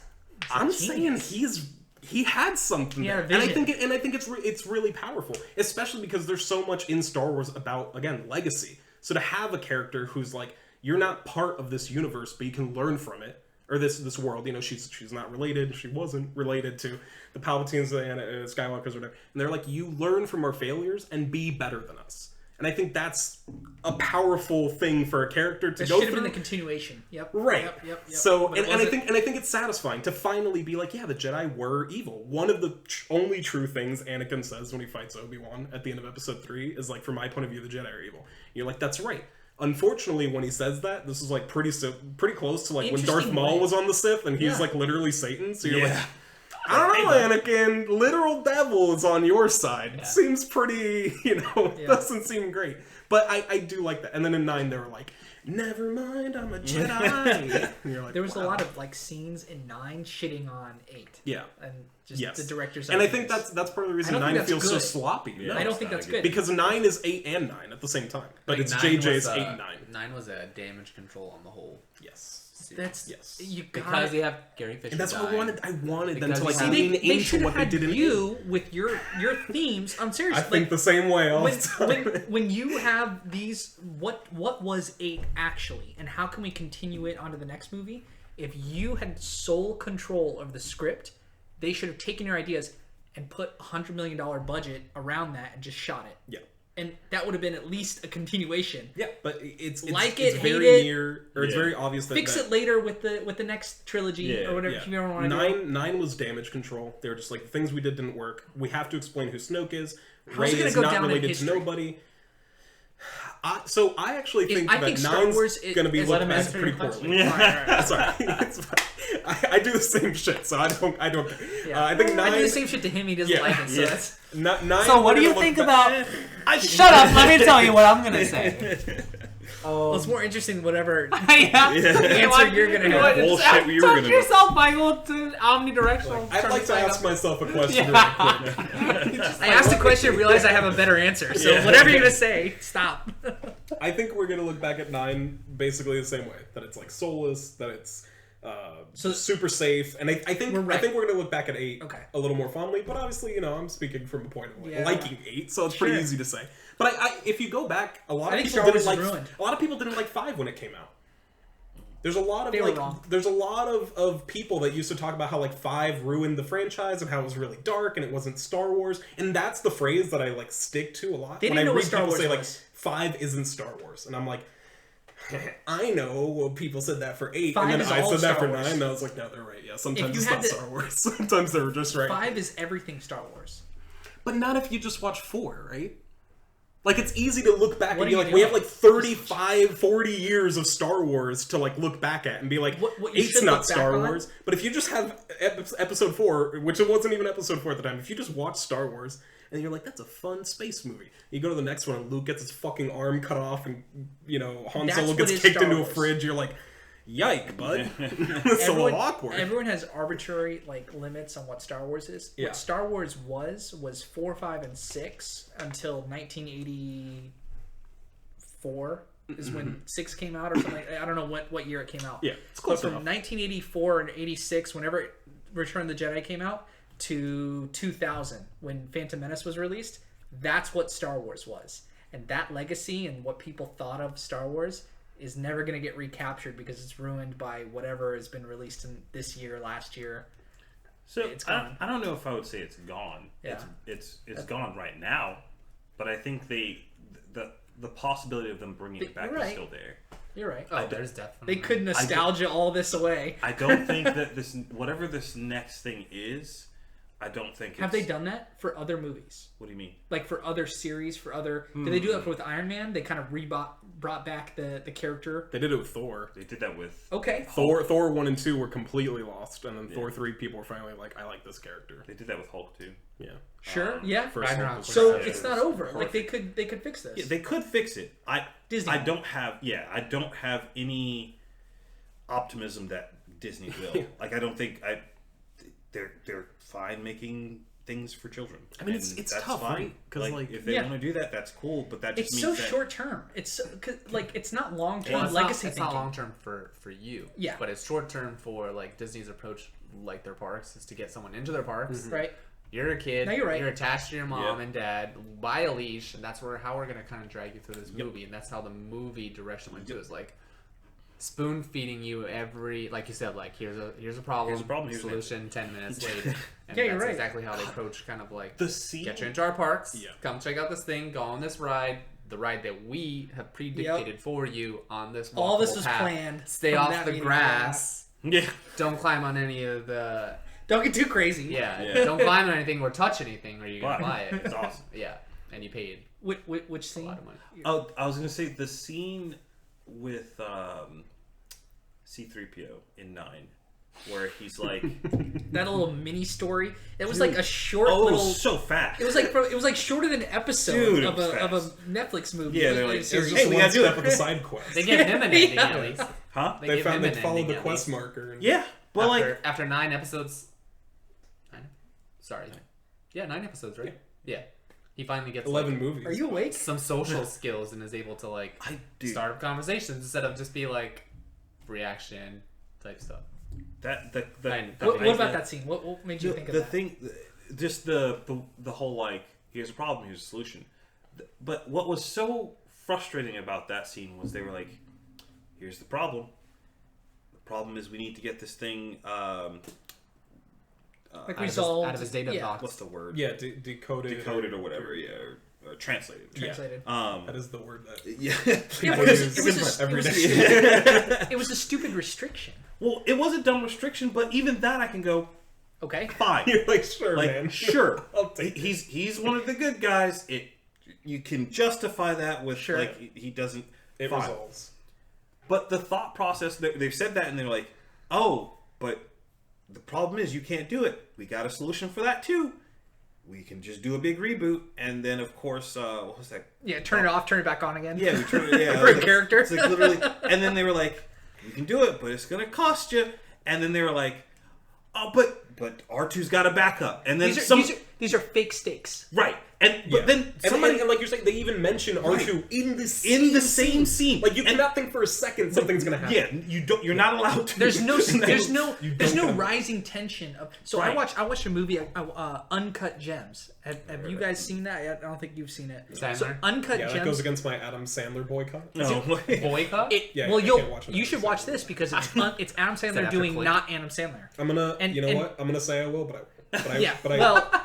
For the sake of this, I love movies are cheap. They're easy listen, to find. on Facebook, I always see just this one still image of Adam Sandler holding a blinged out Furby necklace, and I'm like, this is literally the most cursed thing humanity's ever produced. Just watch it. You'll get it's like I have heard it's good. The point is like they bring in lots of stakes, and I actually felt something during that movie. It's a standalone stakes like beef.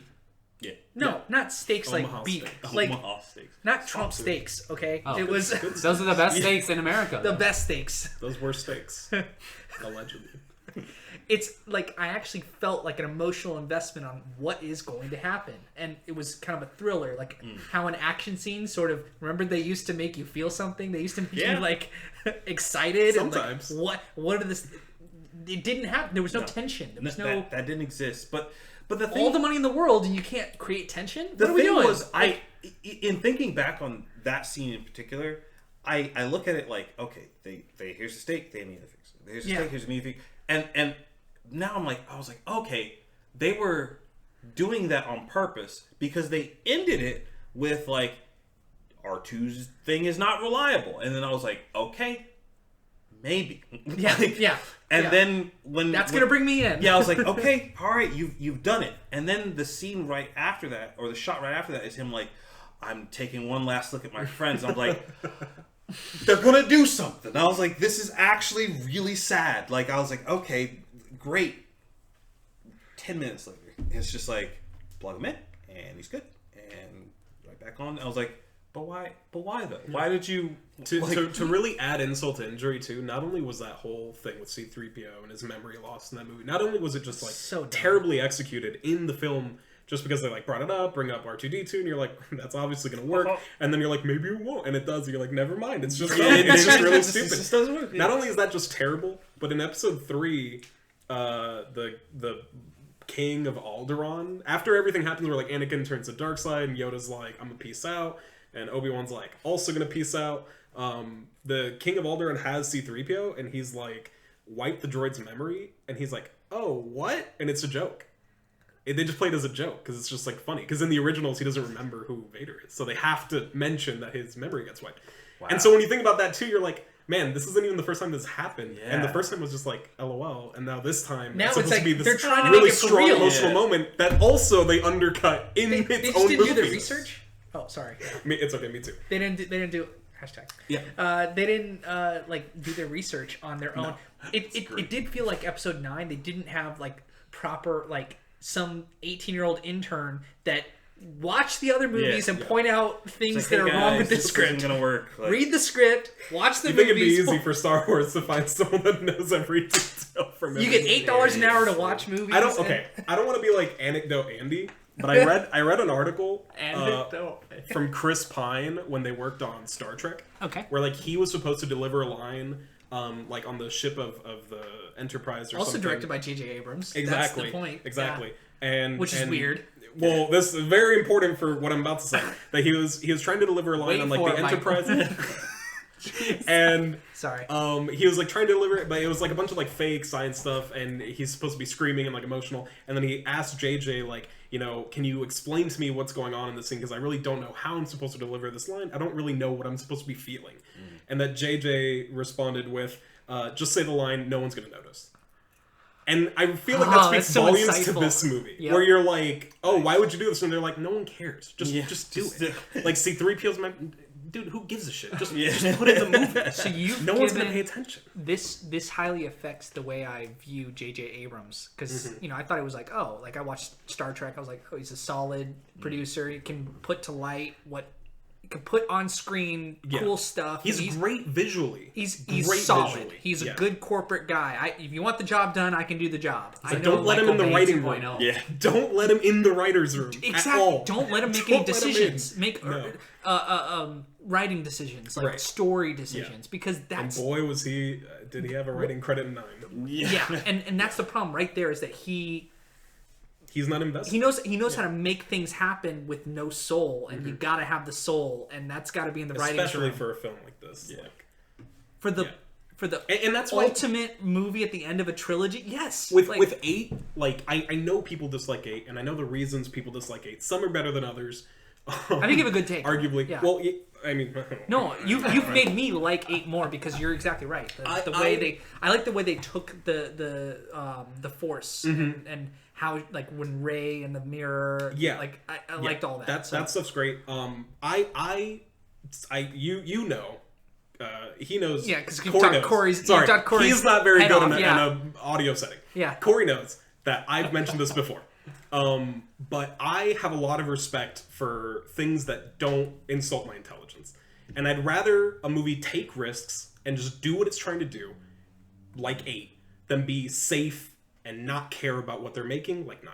Okay. Like, even if I didn't like, which I do generally like 8, even if I didn't like it, I'd be like, well, they knew what they wanted to do, and like they really were committed to making this kind of film. Sure. 8, or that's 8. 9 is just like, we don't care. We're gonna put the product out. 9's People are very gonna watch corporate. it. It's gonna blow up. Exactly what That you just doesn't said. strike me as corporate because if it is though. But J.J. Abrams would have been reeled in. No, he's not reeled. He's the one pushing. He says Then no. The way corporate. We should do 9. It's not very corporate. That would be like J.J. Abrams is the corporate guy. He's the guy at the head of the table going, guys, we got to make a decision. We're gonna make this safe.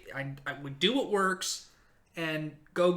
Yeah. Say the line. Just say it because we got to get this cut done. Right. We paid you millions of dollars to show up here, and that's for sure. They had no patience. I just for our audio listeners, I could not see Corey, and it occurred to me to just scoot to the right, and I can see we have Corey. clear line of sight now. Yeah, He's just like, I don't know why.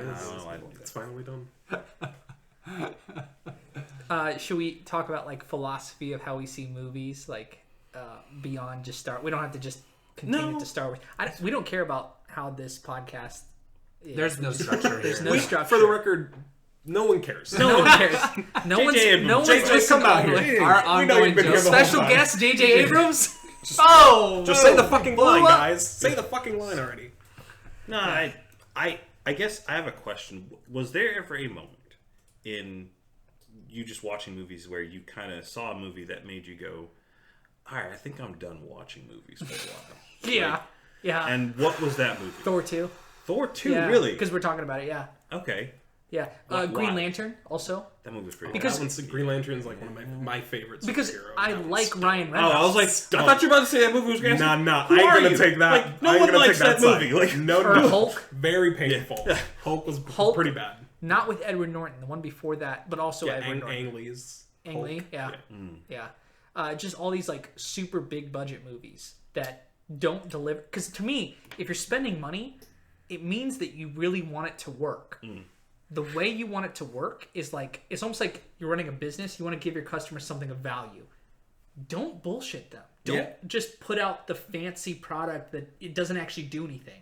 And that's what all these movies do. have you guys ever seen a movie called Sucker Punch? Oh yeah. Yeah. What a good movie. I like it for the schlock. What I'll tell you that. It's a film. It's a 3 out of 5. You know what? I'll tell you 10 what. out of 10. It's one of the films that I've seen. I spent It's fun. $30 a ticket to myself, my girlfriend at the time, That sucks. and a friend of mine to go watch that movie. That sucks. And at that moment, I took a break from watching. He said, "Fuck Hollywood." I All think- you guys are being sarcastic. No. I'm not being sarcastic. I didn't hate it as much as you're describing.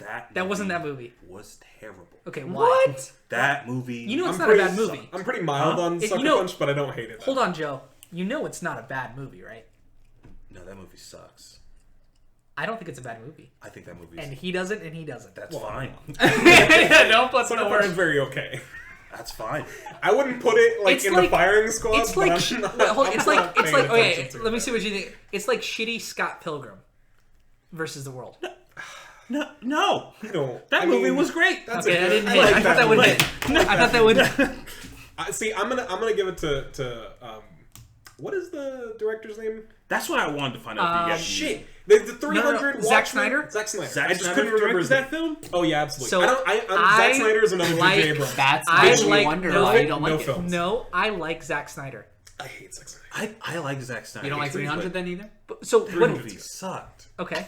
300. Like, No, I get that it didn't hit your expectations. I get that. Like, if it doesn't do that, that makes it a bad Well, movie. I don't know. And a bad experience. I don't know if it's just that. There's so many things about the way that movie was marketed, the way that movie played on screen. Like, there were so many things that I was just like, but why did you do that? Yeah, you were just almost not complaining, but making the comment that Star Wars spoon fed you. But in this movie, they're not giving you anything, and you get to make those leaps in your consciousness or try and fill There's in not the the gaps whole for what weight you want. Yeah. of it. Yeah. You know, It's- you don't have to see, just I sit there like and that. slog through it. It was kind of like, what is going on, or how did they get here? Why is it going back? At the end of the movie, it's one of those movies where I have to go back and watch that so that I can maybe possibly pick up on something, and you realize you don't. And that's kind of the beauty of it, is that you get to make those decisions. Yeah. You get to kind of talk with the community and come up with something that you want to. Like, there's no Sucker Punch 2 sequel coming through that you gotta like, oh, it's gonna answer all my questions. So here's what I like. If that is the goal that you're trying to do, you want to make something like that, you should be making, and I'm not saying literally, but figuratively, you should be making a coloring book. You let me decide the colors to put in your lines.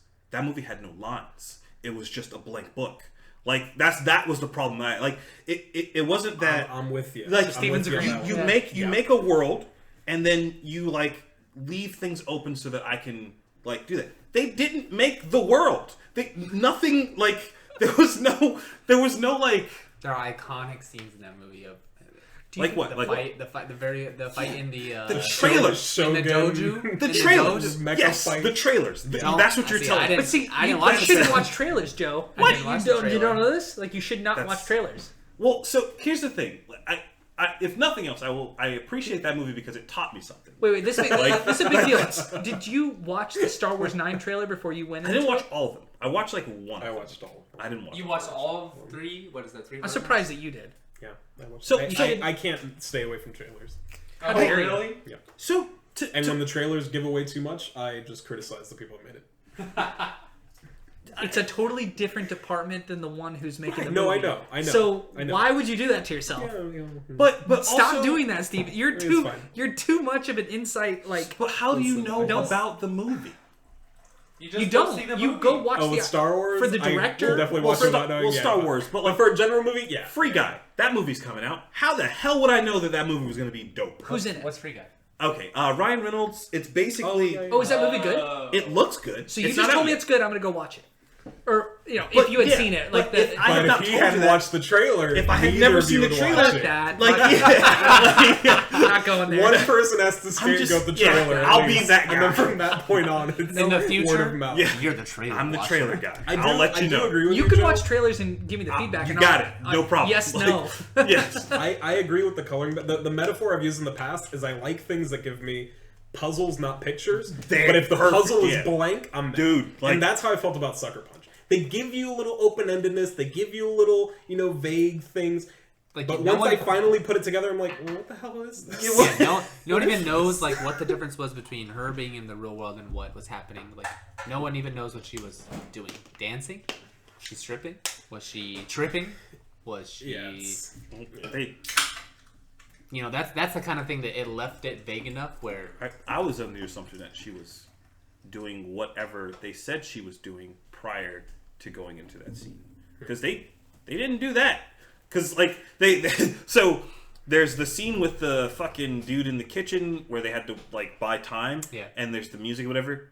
She obviously was dancing because she starts dancing before they go into the cutscene, and I was like, okay, well she's dancing.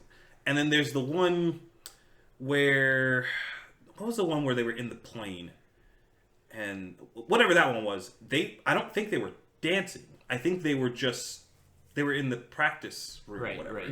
So, or I guess they were dancing, they were rehearsing or whatever. Right. But like they said what they were gonna do, but they never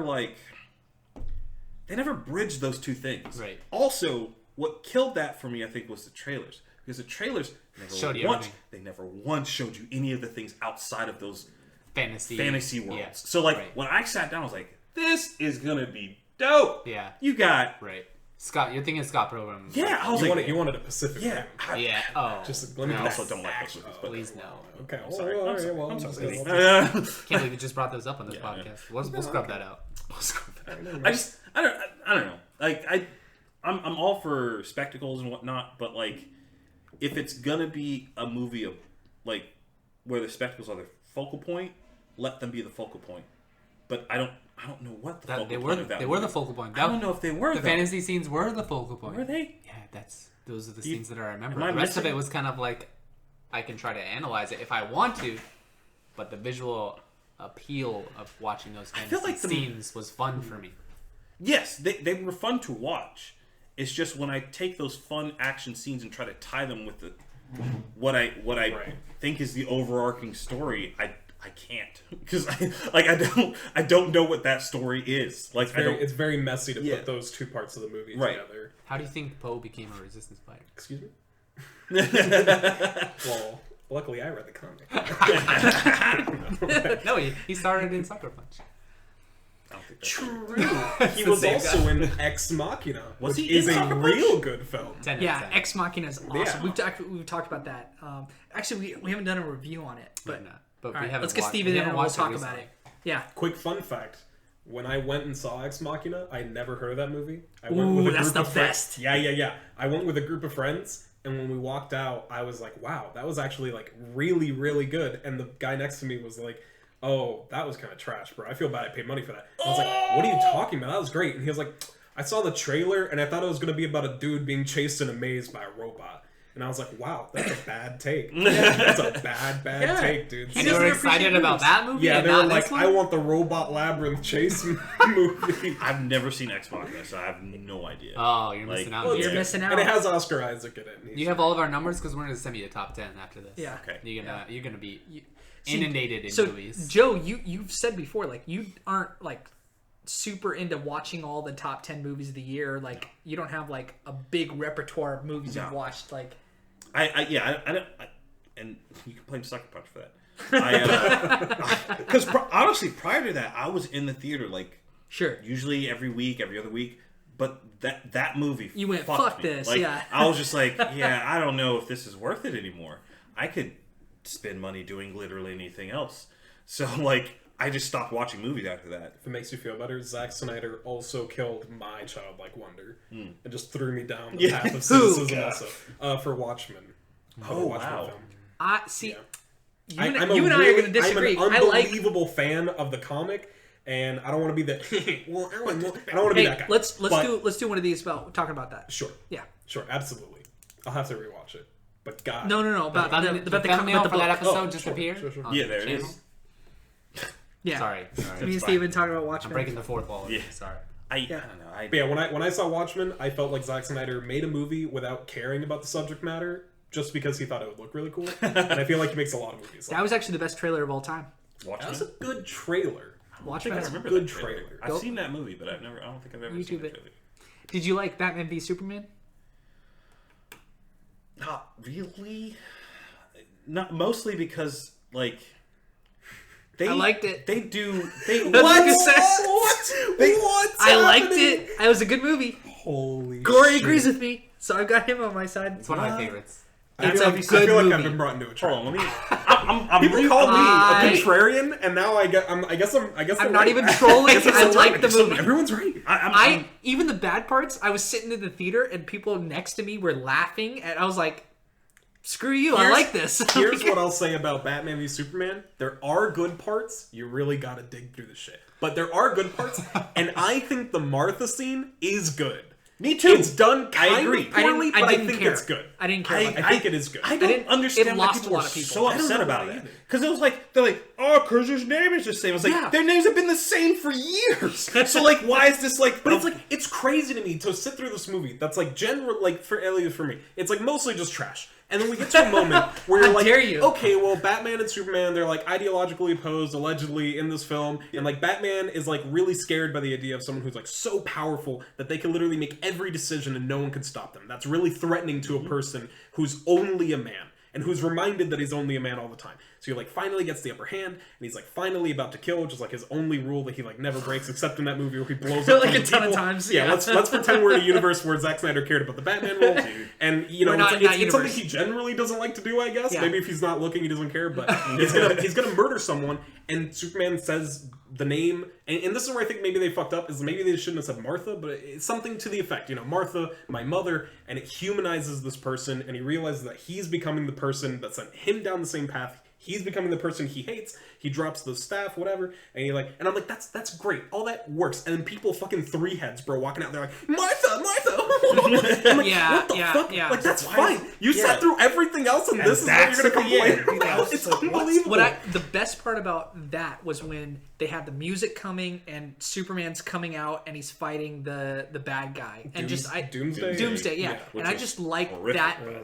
Well, What no, the fuck? that was I liked Jesus. all the chaoticness and like the music and just the way that it felt like a comic book, like an epic comic series. I And feel that was all I liked about it. really, That's what made me like it. jumping off of Star Wars. I feel like this is another movie that could not live with like making something interesting. They had to be safe. Like Batman and Superman, at least in that film, how they're presented, have very different ideologies. They have a conflict that they can have with these two characters, and they can fight and they can hash it out and just end it with those two. But they're the good guys. They can't fight. Lex Luthor's pulling the strings. Doomsday's got to show up. They both team up to fight the big bad. I'm like, why? We have two characters that obviously don't agree. They can just fight because they don't agree. But instead it has to be fight because I'm going to kill your mom. Civil War? Did you think Civil War did that better?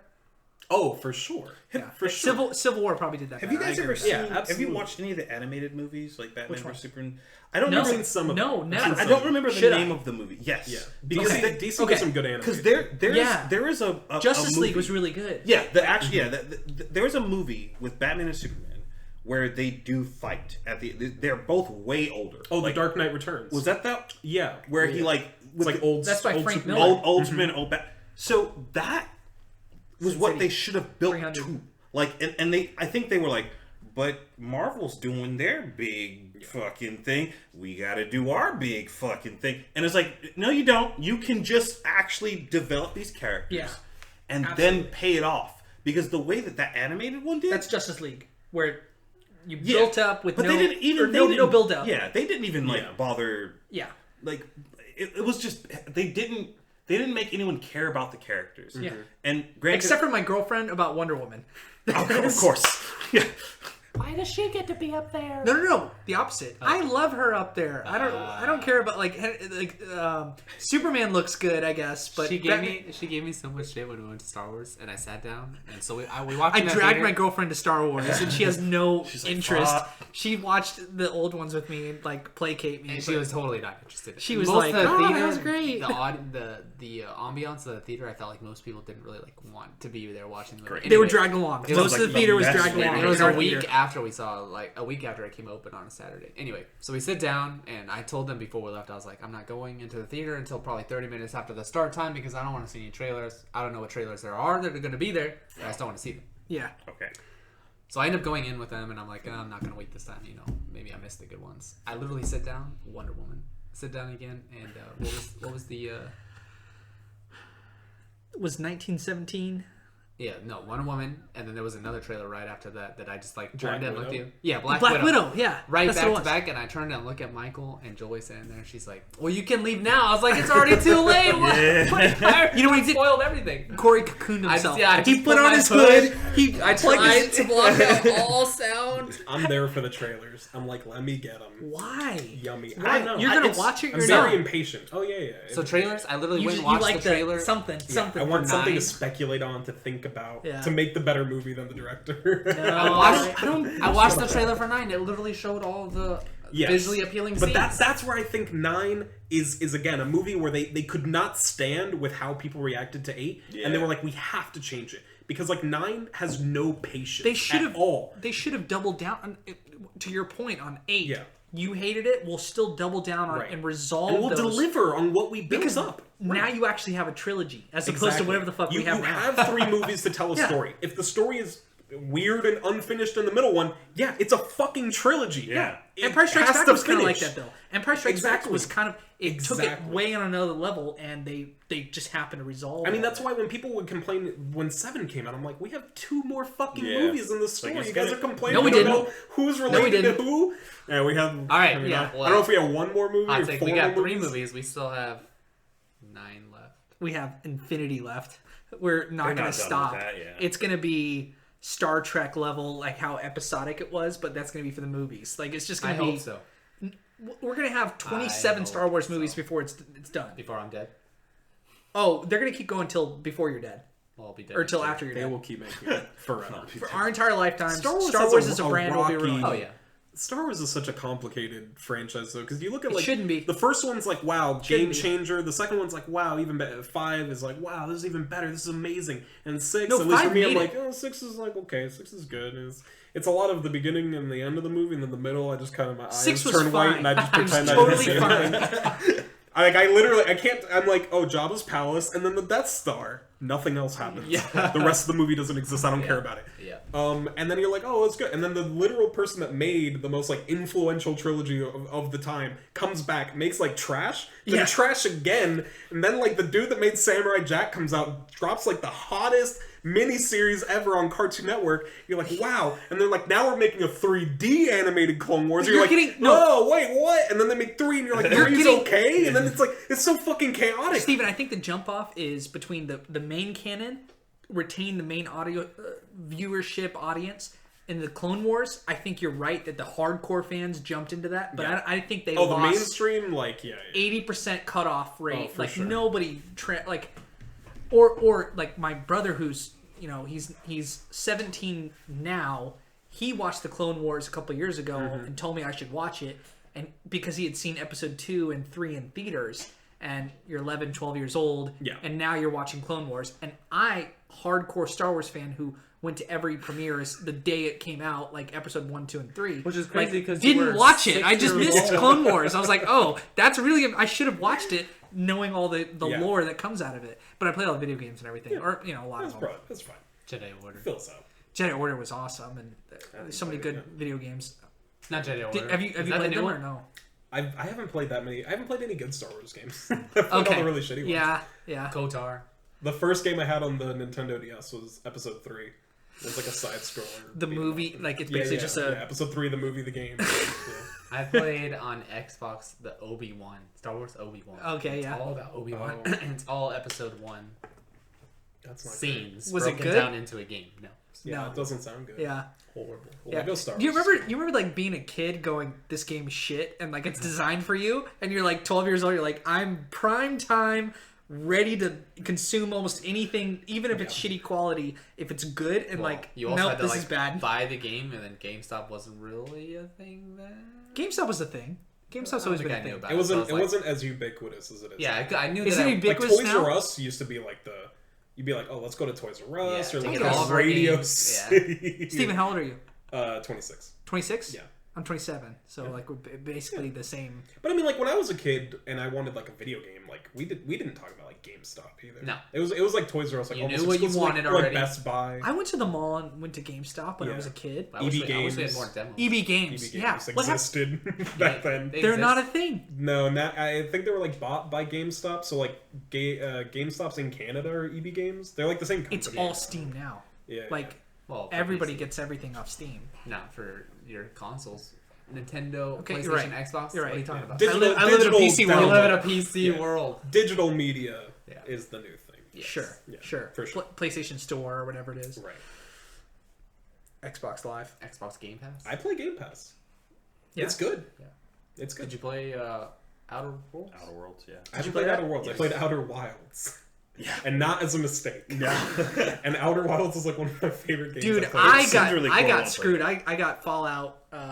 76? Yeah. Oh, my I have a condolences. video for you, my friend. My condolences. Moment of I silence. pre-ordered. I was excited. Yeah. The day it arrived on my doorstep, I was like, I'm playing it, and I'm installing for like 48 hours. I'm like, fuck this already. and then I was excited to sit down and play. You had to And get within all the the first day one 5 patches. hours, oh Dude, there's a YouTube channel called Internet Historian. yeah. The best video about Yeah. You've seen that thing? Yeah. It's so, get all that With good like the shit. canvas Yeah. bag and the Bro. when they made whiskey or something. Oh man, they made a What rum fucking mess. in a plastic bottle, or it was a regular bottle, but they put it in a plastic shell that just like snapped together. Cheaply made. It was terrible. But the worst part about it was the bottle top where you would pull it out and pour it.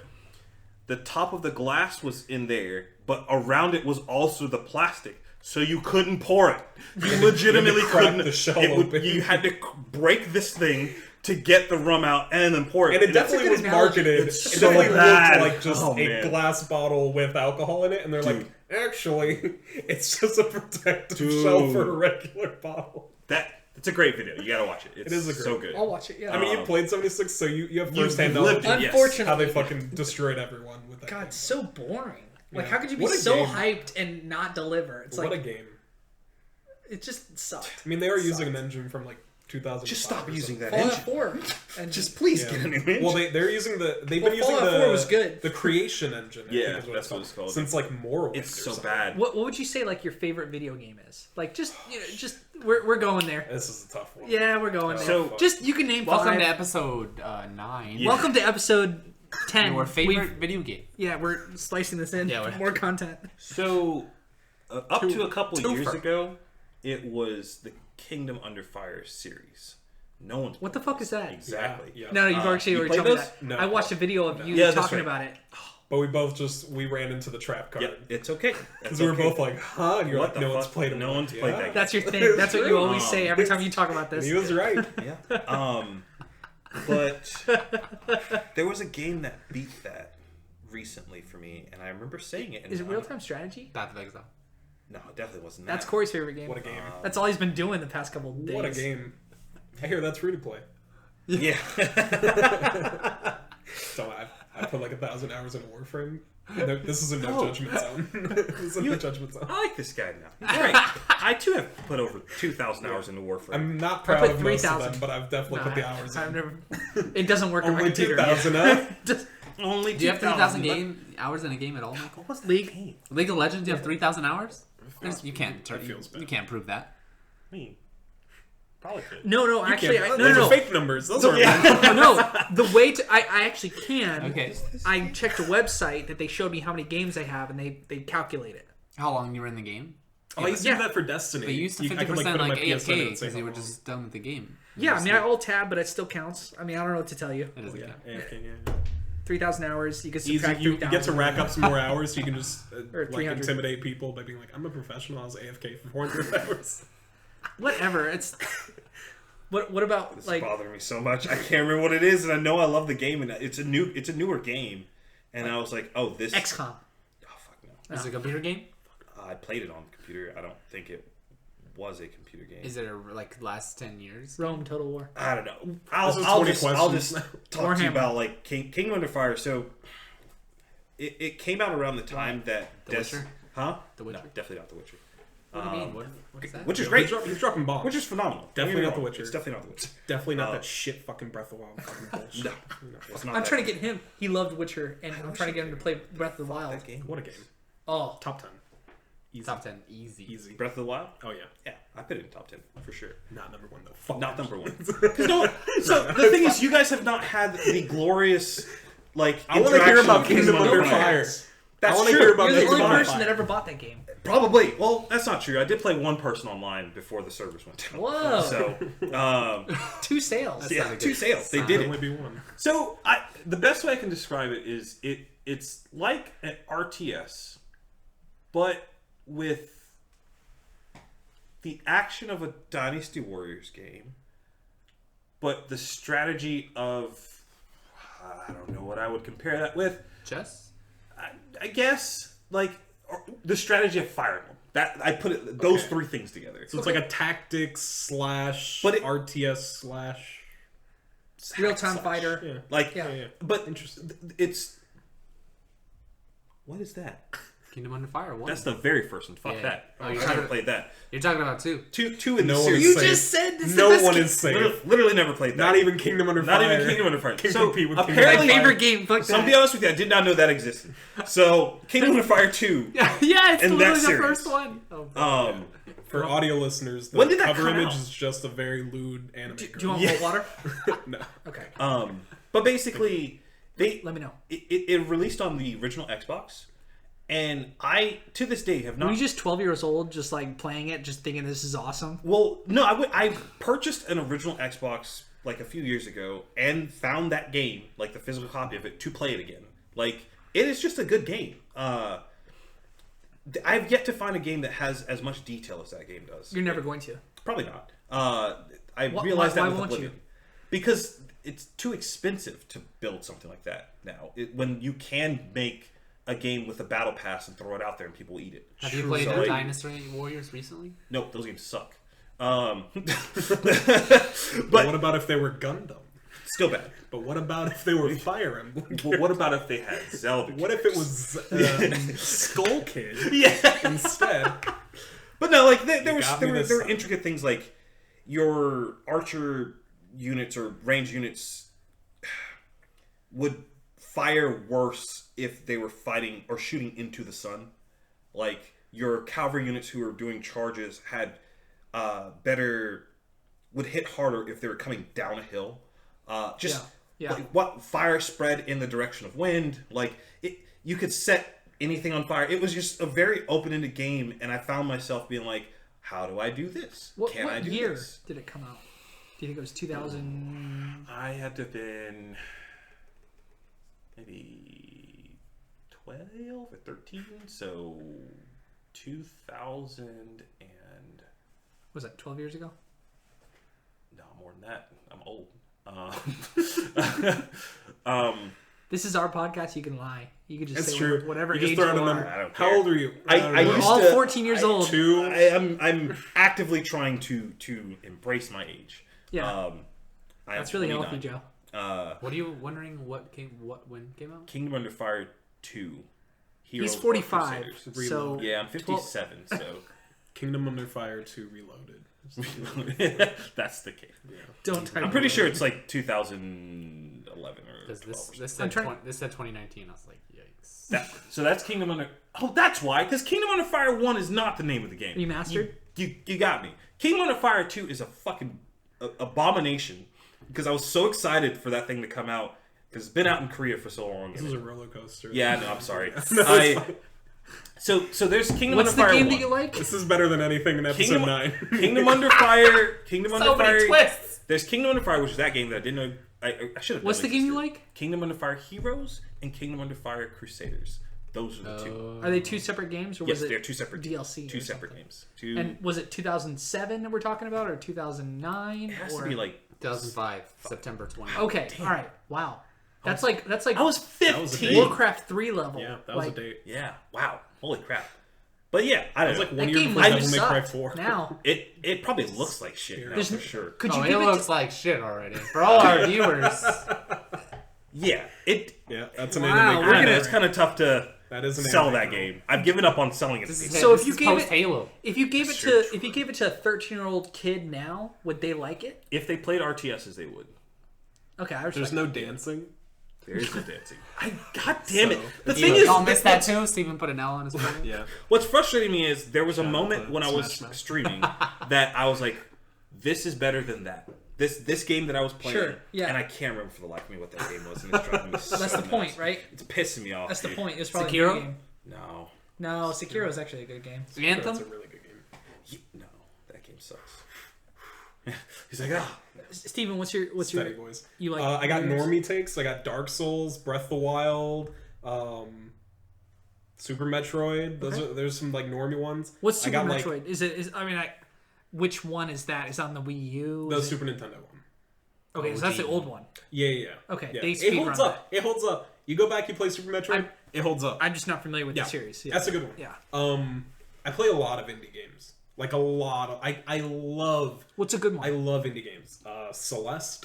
is a really great one. It's like a 2D platformer. I don't know what that is. I know what that is. 2D platformer, like pixel based, kind of like 8-bit-ish or whatever. But it's really cool because it's a story about a girl who has like anxiety and like mental illness, and she's gonna like climb a mountain to like prove that she can finish something that she starts. And the game's like hyper difficult, like very quick deaths, 1-hit kills, that kind of stuff. And so like part of the game is dealing with how difficult it is and wanting to push through it anyway to get to the end, the same way that the character is also trying to do the same thing. That one's really, really cool. They make a lot of good stuff like that. Like, what's the Miami? Hotline Miami. Hotline Miami. Hotline Miami's great. Hotline Miami. Don't 2, have anything in depth to say about that game. It's just really fun. Yeah, I could bullshit some commentary about violence in media, it's but fun. I'm gonna spare you. That's John It's just Wick. fun. Yeah, go watch it. It's violence. good. Just trust us. Absolutely. There's a game called Into the Breach.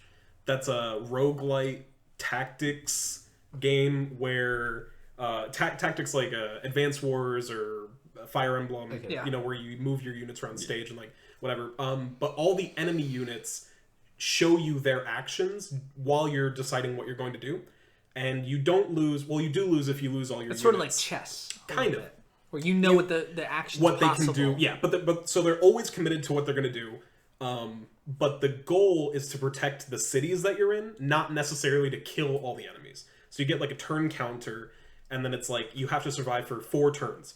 And then the enemies will immediately like spawn and spread to all the different areas or the different buildings. Yeah. And then your units don't just have attacks that can, damage them. They have attacks that move them and manipulate them.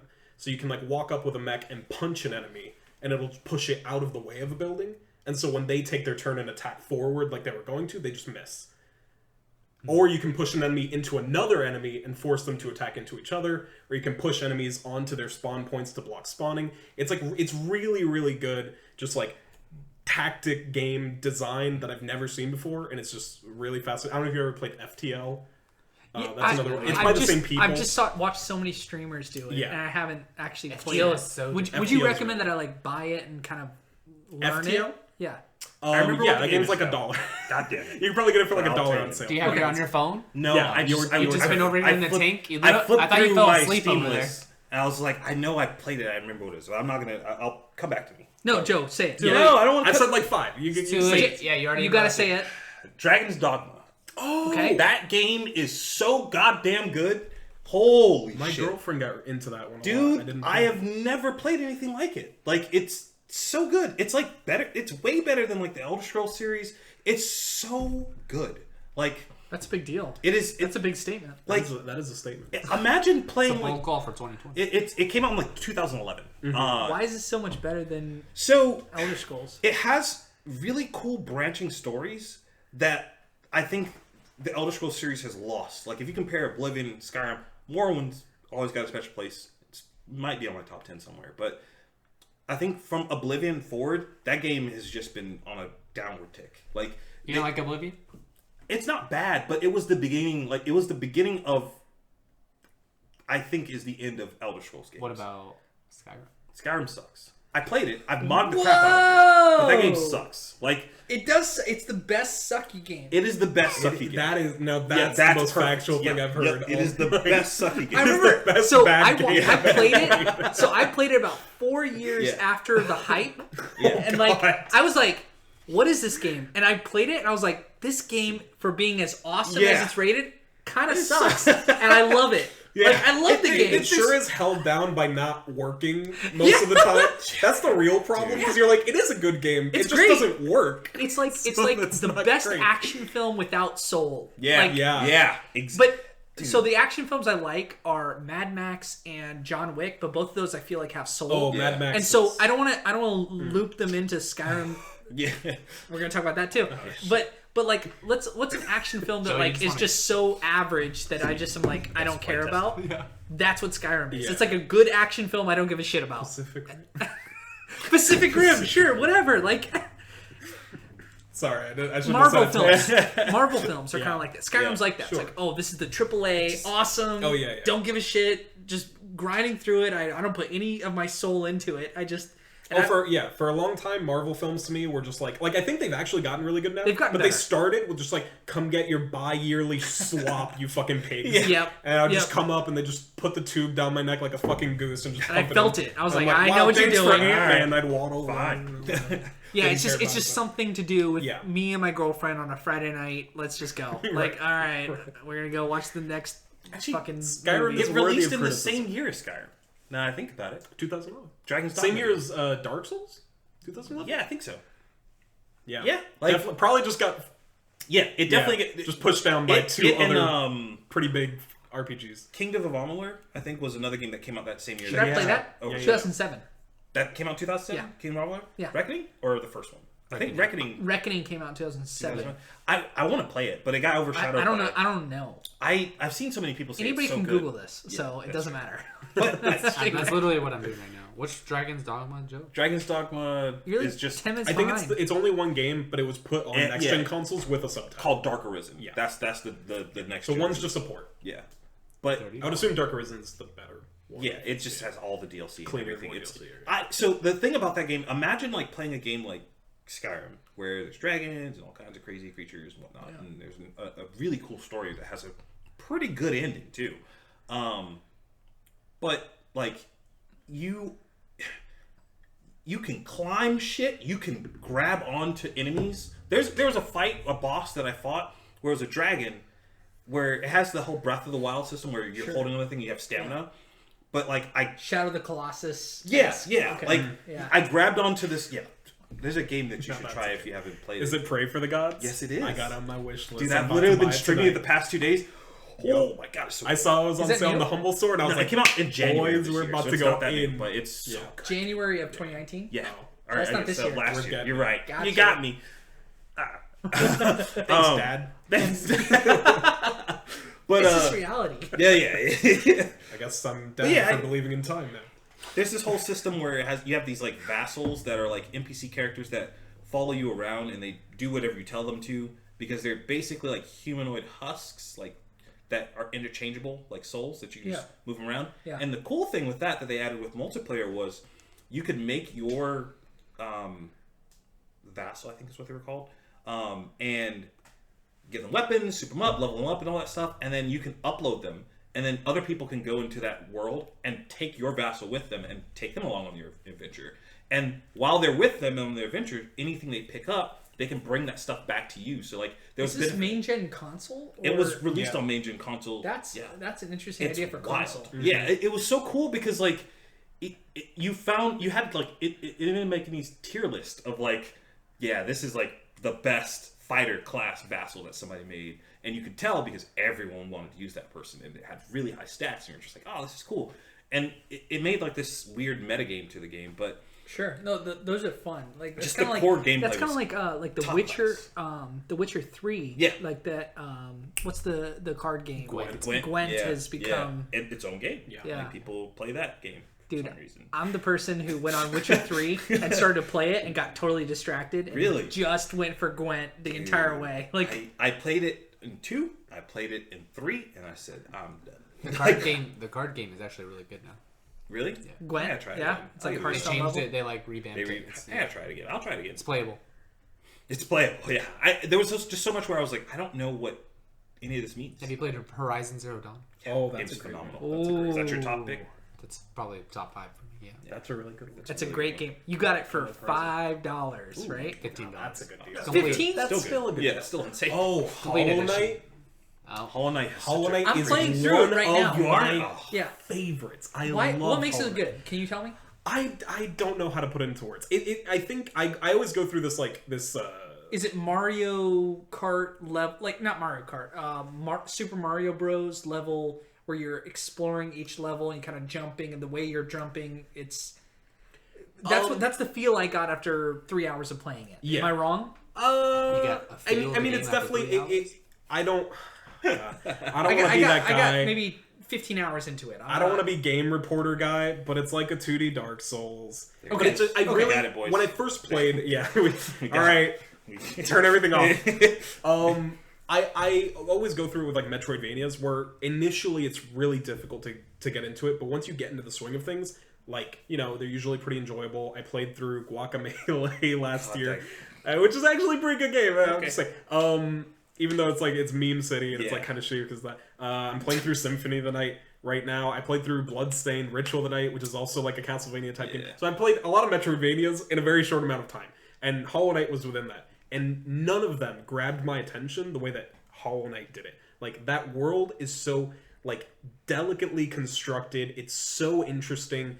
A lot like Dark Souls. Like, I like a story that's given to me where you have to figure it out yourself. You have to put the pieces together. That's the thing. Right. Yeah.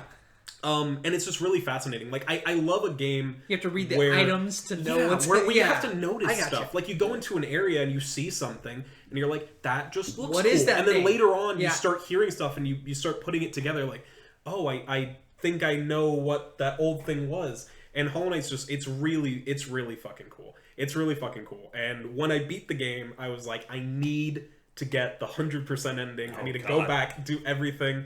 And I did it, and it was super satisfying and very, very challenging, but not undoable.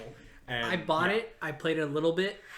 I stopped playing it. I did the same thing. I did the same thing. And I'm I played it for like keep 2 or 3 hours because you've said it. I played like 2 or 3 hours, put it down. I was like, it's okay. And eventually one day I was like, I should pick it up. Everyone says it was good. I should finish it. And then once I started getting into it again, my joke, this is not true, but the joke for me is like, a Metroidvania gets good when you get the double jump. Okay, and it feels like that's always true. Where like you go from being like, I'm pretty weak and I die a lot, to being like, I can finally move around. This game's good. And that's kind of once I got the double jump, and then you get the wall jump, and then you get the dash, and then all of a sudden like you feel like you're in control of the character, and you feel like being scared to walk into an area. You feel like you're in control, and then exploring becomes really fun, and then it just snowballs from there. So I love that was probably my favorite.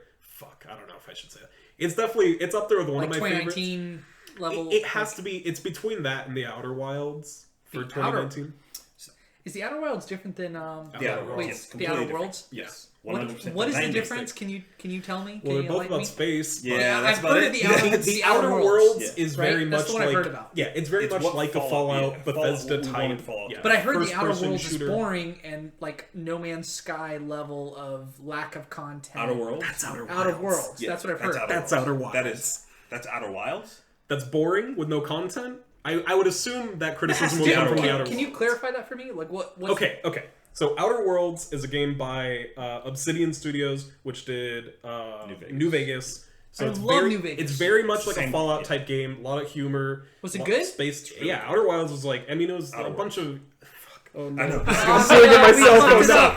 Clarify again. Worlds is a Fallout type game, first person RPG, dialogue heavy, stuff like that. And that was definitely a contender for like a lot of Game of the Year awards and stuff. It got nominated. Yeah, for sure. That one was like huge. Sekiro got it. Sekiro did get it. I knew it was going to be between Sekiro and Resident Evil 2. Oh, yeah. I thought Smash Brothers might have stolen it from somebody. I would have been really upset. I love Smash Brothers. I feel like it could have been Smash if it wasn't like so old. You guys are such fucking nerds. Dude, I was so upset. I was like, don't you do it. Definitely a trap. But Outer Wilds is a space exploration game. Okay. So it's I would I guess Worlds is too. It has no combat. It has very, very minimal dialogue. No Man's Sky. And basically doesn't... Yeah, kind of. I don't want to put them right next to each other yet. But I have compared it. I have said it's like No Man's Sky if No Man's Sky was more focused. Like everything I think people wanted from No Man's Sky that looked like this giant 500-hour crazy experience is boiled down to like 10 hours... really satisfying, really intricately designed. Okay. I think that's part of the problem with No Man's Sky. Right. Because it's procedurally generated, you And that's could what they get a updated. lot of cool stuff. Yeah. Right. You could get cool stuff, but you could not. And because there was no direction, you were just kind of at the whim of literal dice RNG, rolls. yeah. But with Outer Wilds, every single thing on every single planet is very specifically placed. And what's kind of fascinating about that game is, and I guess you don't know anything about it, right? No. So, I mean, I don't think it's a spoiler, because this would be, like, on the back of the box. I don't care. Okay. Tell me. Yeah. The game, it revolves around, like, a time loop. So, like, you, in-game, are, like, an astronaut. You leave your planet, and you're, like, one of the fifth or sixth person to ever leave the planet to go explore the solar system. Yeah. And while you're exploring the solar system, or I guess I should say right before you leave, this, like, ancient alien civilization statue, like, makes eye contact with you and starts glowing, and you're like, that was fucking weird. And then you take off, and you can go explore any of the planets in the solar system. You can do whatever you want. You might just fly straight into the sun if you are not careful. Sure. You can do whatever you want. After 22 minutes of you leaving, the sun goes supernova and explodes and kills you. And then you respawn back where the game started. Okay. And then from that point on, it continues a 22-minute loop of every 22 minutes the sun explodes and kills you. And what you have to do, everything you learn, you retain. But because there's no combat and because everything resets, like opening doors, if there is like a locked door, that doesn't stay open. So if you like find an area, you have to do everything you have to do then, or you have to do it again. Cool concept. Yeah. And Escape the room a little if bit. you know what to do, you could beat the game in 15 minutes. Wow. Okay. Yeah. But the process of getting to the point where you're Isn't like, that, I like, know what I have to do. Wait, hold on. Isn't that like anti the internet, where we're collectively Right. figuring out That's everything? true. Yes. Right? Yes. Like, isn't But how does at that- that point, you'd have to. It's difficult, right? Because the no? I would developers just check the should- Reddit thread. Well, you could check the Reddit thread, but I'm you're just gonna do ruining that. the whole. I'm just You're gonna ruining Yeah, the then that. You're ruining why the whole why game. play? Why would you play the game anyway? If you Well, wanted- I'm just like. This would Okay, be like so- every so every they're- puzzle game wouldn't exist because you could Exactly. watch someone play. But right? you're right. But they're well, not every puzzle. A lot of every puzzles, puzzle, like, anything like you The have to figure out, Witness and you or- don't want to do it yourself, and you can go online. It's no longer. The question is, how much do you value the game? Like, okay, like Breath of the Wild, there's a ton of content, but you could technically leave the Great Plateau and go kill games. What's the speed run on Very that? difficult. Like 26 Yeah, minutes or less? if you're a I don't know, I master, have you no can do it idea. very, very quickly. Jesus Christ. But Yeah, I yeah. think there's something to be said that like the developers are like, we trust players will be invested as long as they want to be into this, and then Sure. they will end it when they want to. Sure. With Outer Wilds, that's where it hit me. And because there's no combat, there's very, very little dialogue. Like, all of the game is exploration and discovery. And so it's really cool to get to the moment where you finally understand what you have to do to finish the game. Yeah. Because all of it has was a come journey. from natural discovery. Yeah. And so you have, like, one planet.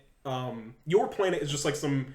it's basically Alabama. It's just like a bunch of trees and rocks and mostly uneducated people. That's so, where Corey's from. Yeah. Oh, my condolences. Oh boy. You're here now. He's Not from New even- Mexico. Everything's better. Alabama. Oh, well. He's never been. In spirit. Like, But when you leave your planet, he doesn't even know what Alabama is. there's a gas giant that's like covered in water when you like breach through the atmosphere, and there's giant cyclones on the surface, so it's like really turbulent and it's very, very dangerous, and there's just small little islands on that planet. And what you realize is, like, if a tornado gets to one of the islands, it'll literally launch it into outer space for like a minute, and then you'll like have to fall back down onto the surface. So like that's one. The one that I think is like the most memorable is there's two planets called the Hourglass Twins. So one is covered in sand and one has a bunch of like ravines in it, and they orbit each other as they orbit around the sun. And as one's gravity pulls all the sand off of the other, it becomes inaccessible from the inside, but the other one, everything that was covered, becomes accessible. So if you want That's to really go to cool. those planets, you have to map out, like, I need to go to this one, like, halfway into this cycle, because right now it's covered in sand, but I need to go to this one early, because if not, I'm going to not be able to access everything. And really as good you idea. piece out everything, and you get little hints, so, like, one planet you'll go to, and they'll be like, we were doing a research experiment on, like, this vessel at this other planet, so you're like, all right, next cycle, I have to go over there and visit that. And it takes you little things you learn from planet to planet, thing to thing, discovery to discovery, and eventually you piece together everything to get to the end. And it's like very, very Groundhog Day. satisfying, right?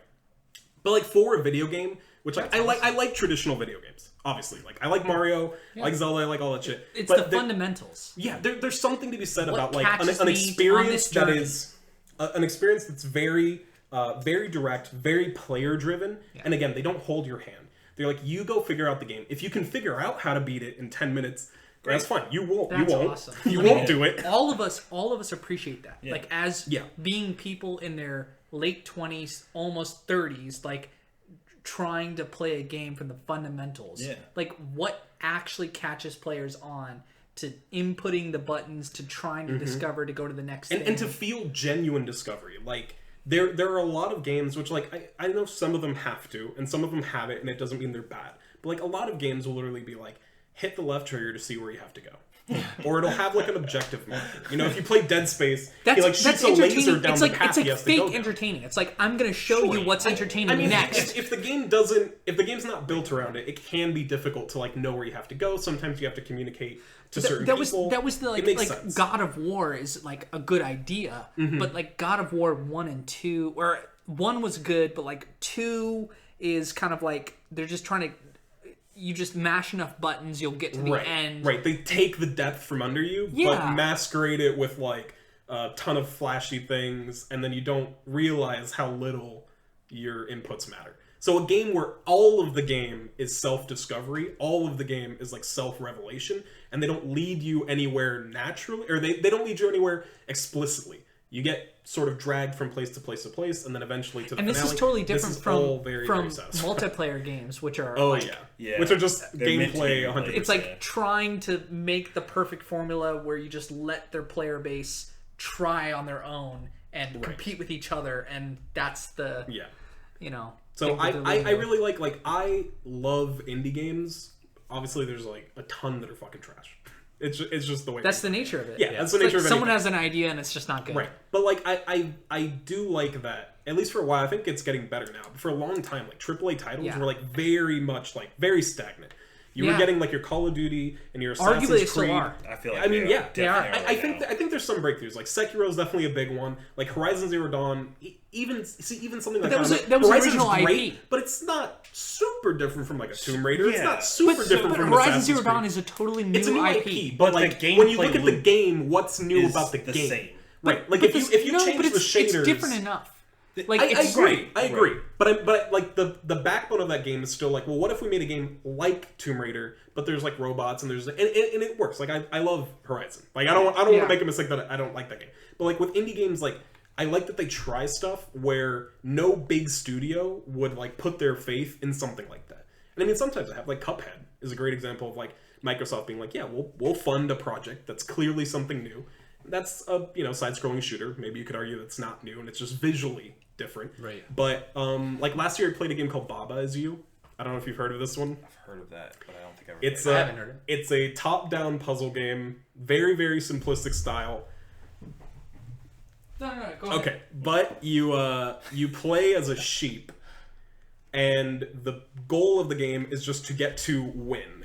So the game structure is kind of like coding. So the level has the words like Baba is you, flag is win, wall is stop, and it gives you parameters for how the level works. But you can you can push words and change the parameters. So you can take, like, if Baba is you, if that sentence is right above rock is push, you can push the rock word up, and then rock is you. And now you control every rock in the level. You can push to rock is win, and now any rock you touch wins the level instead.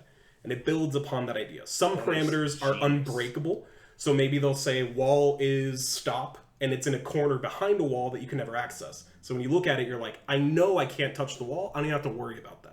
I'm stuck behind the wall. But the moment, and it's really small and it's really dumb, but it's the moment that this game became from like, this is kind of an interesting novelty to this is actually like brilliant and it's really dumb. There's a level like 7, maybe 7 or 8, 7th or 8th level that you play, where it's just you, and there's a wall in front of you, and there's some rocks, and like a key somewhere, and like a locked door, and like a flag, and you're trying to figure out, you're like, oh, well, how do I get around this? How do I access that key? And then you like look and you realize that nowhere does it say wall is stop. So you just walk through it.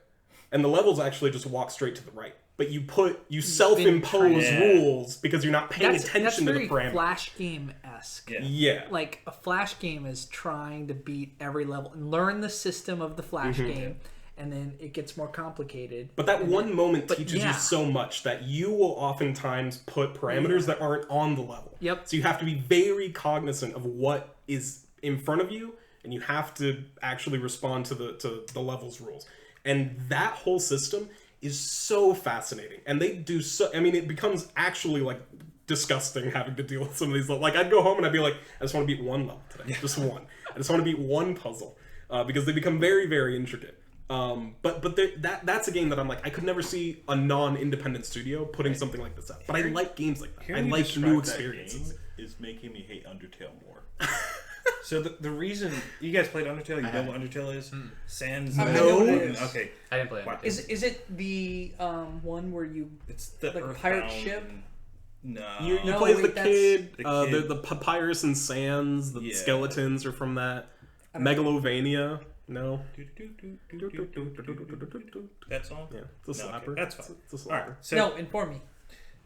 that game, when it came out, was in, I think, the height of the garbage that was indie games. Where, for me, So it's bad? No. People love it. I don't like it, but people, it's huge. Like, it's a huge game. And when that game came out, because of the way I saw games that like looked like that was as lazy, because things like Unity and Unreal and CryEngine, I guess, technically existed during that time. So like when I see people who throw out these games and they're like, "This game's great, remember the nostalgia," and I see that, I'm just like, why didn't you make this look better? Why didn't you put in more work into this? And because of that, I missed out on games like that because I associated those things the same. It is only now that I'm like diving back into like indie games that I'm like, oh, there are some gems like that Wizard Academy game. There's which- always Wizard of some. Legend. There's always some. That's 20, that's great. but Joe, there's always some 23-year-old Stop and beat who's that been playing games. What? I still haven't beat the game. Wizard of Legend, such a good game. I'll never blame But anyone for not there's being always roguelike. some creator who hasn't done it yet, who hasn't been influenced by the corporate side of video games, who like has a good idea and their idea actually is good. If they just got enough funding and enough people around, they could execute on it. And I think that Path of Exile is like that. Oh, for sure, yeah. It is funny because like indie is used pretty free. I mean, obviously I use it all the time, but like sometimes it's literally one person, like Undertale. Yeah. And sometimes it's like a super large studio. So Hellblade: Senua's Sacrifice. I don't know if you've heard of that one. So good. It's like a third person action game, Nordic themed. Yeah. But the main character has I guess psychosis. Yes. And so they recommend you listen with headphones because there's like 360 audio of like what it would sound like to hear voices. That's like they go to like mental health advisors and they get like actual like this is what it would sound like, this is the kind of stuff people hear. And this game is very, again, this is another like kind of mind-blowingly powerful experience to play through. But this is made by Ninja Theory, who did like the DMC remake. They're not really an indie studio, but they are. They've never made the really, game themselves. They're so They got a sequel announced.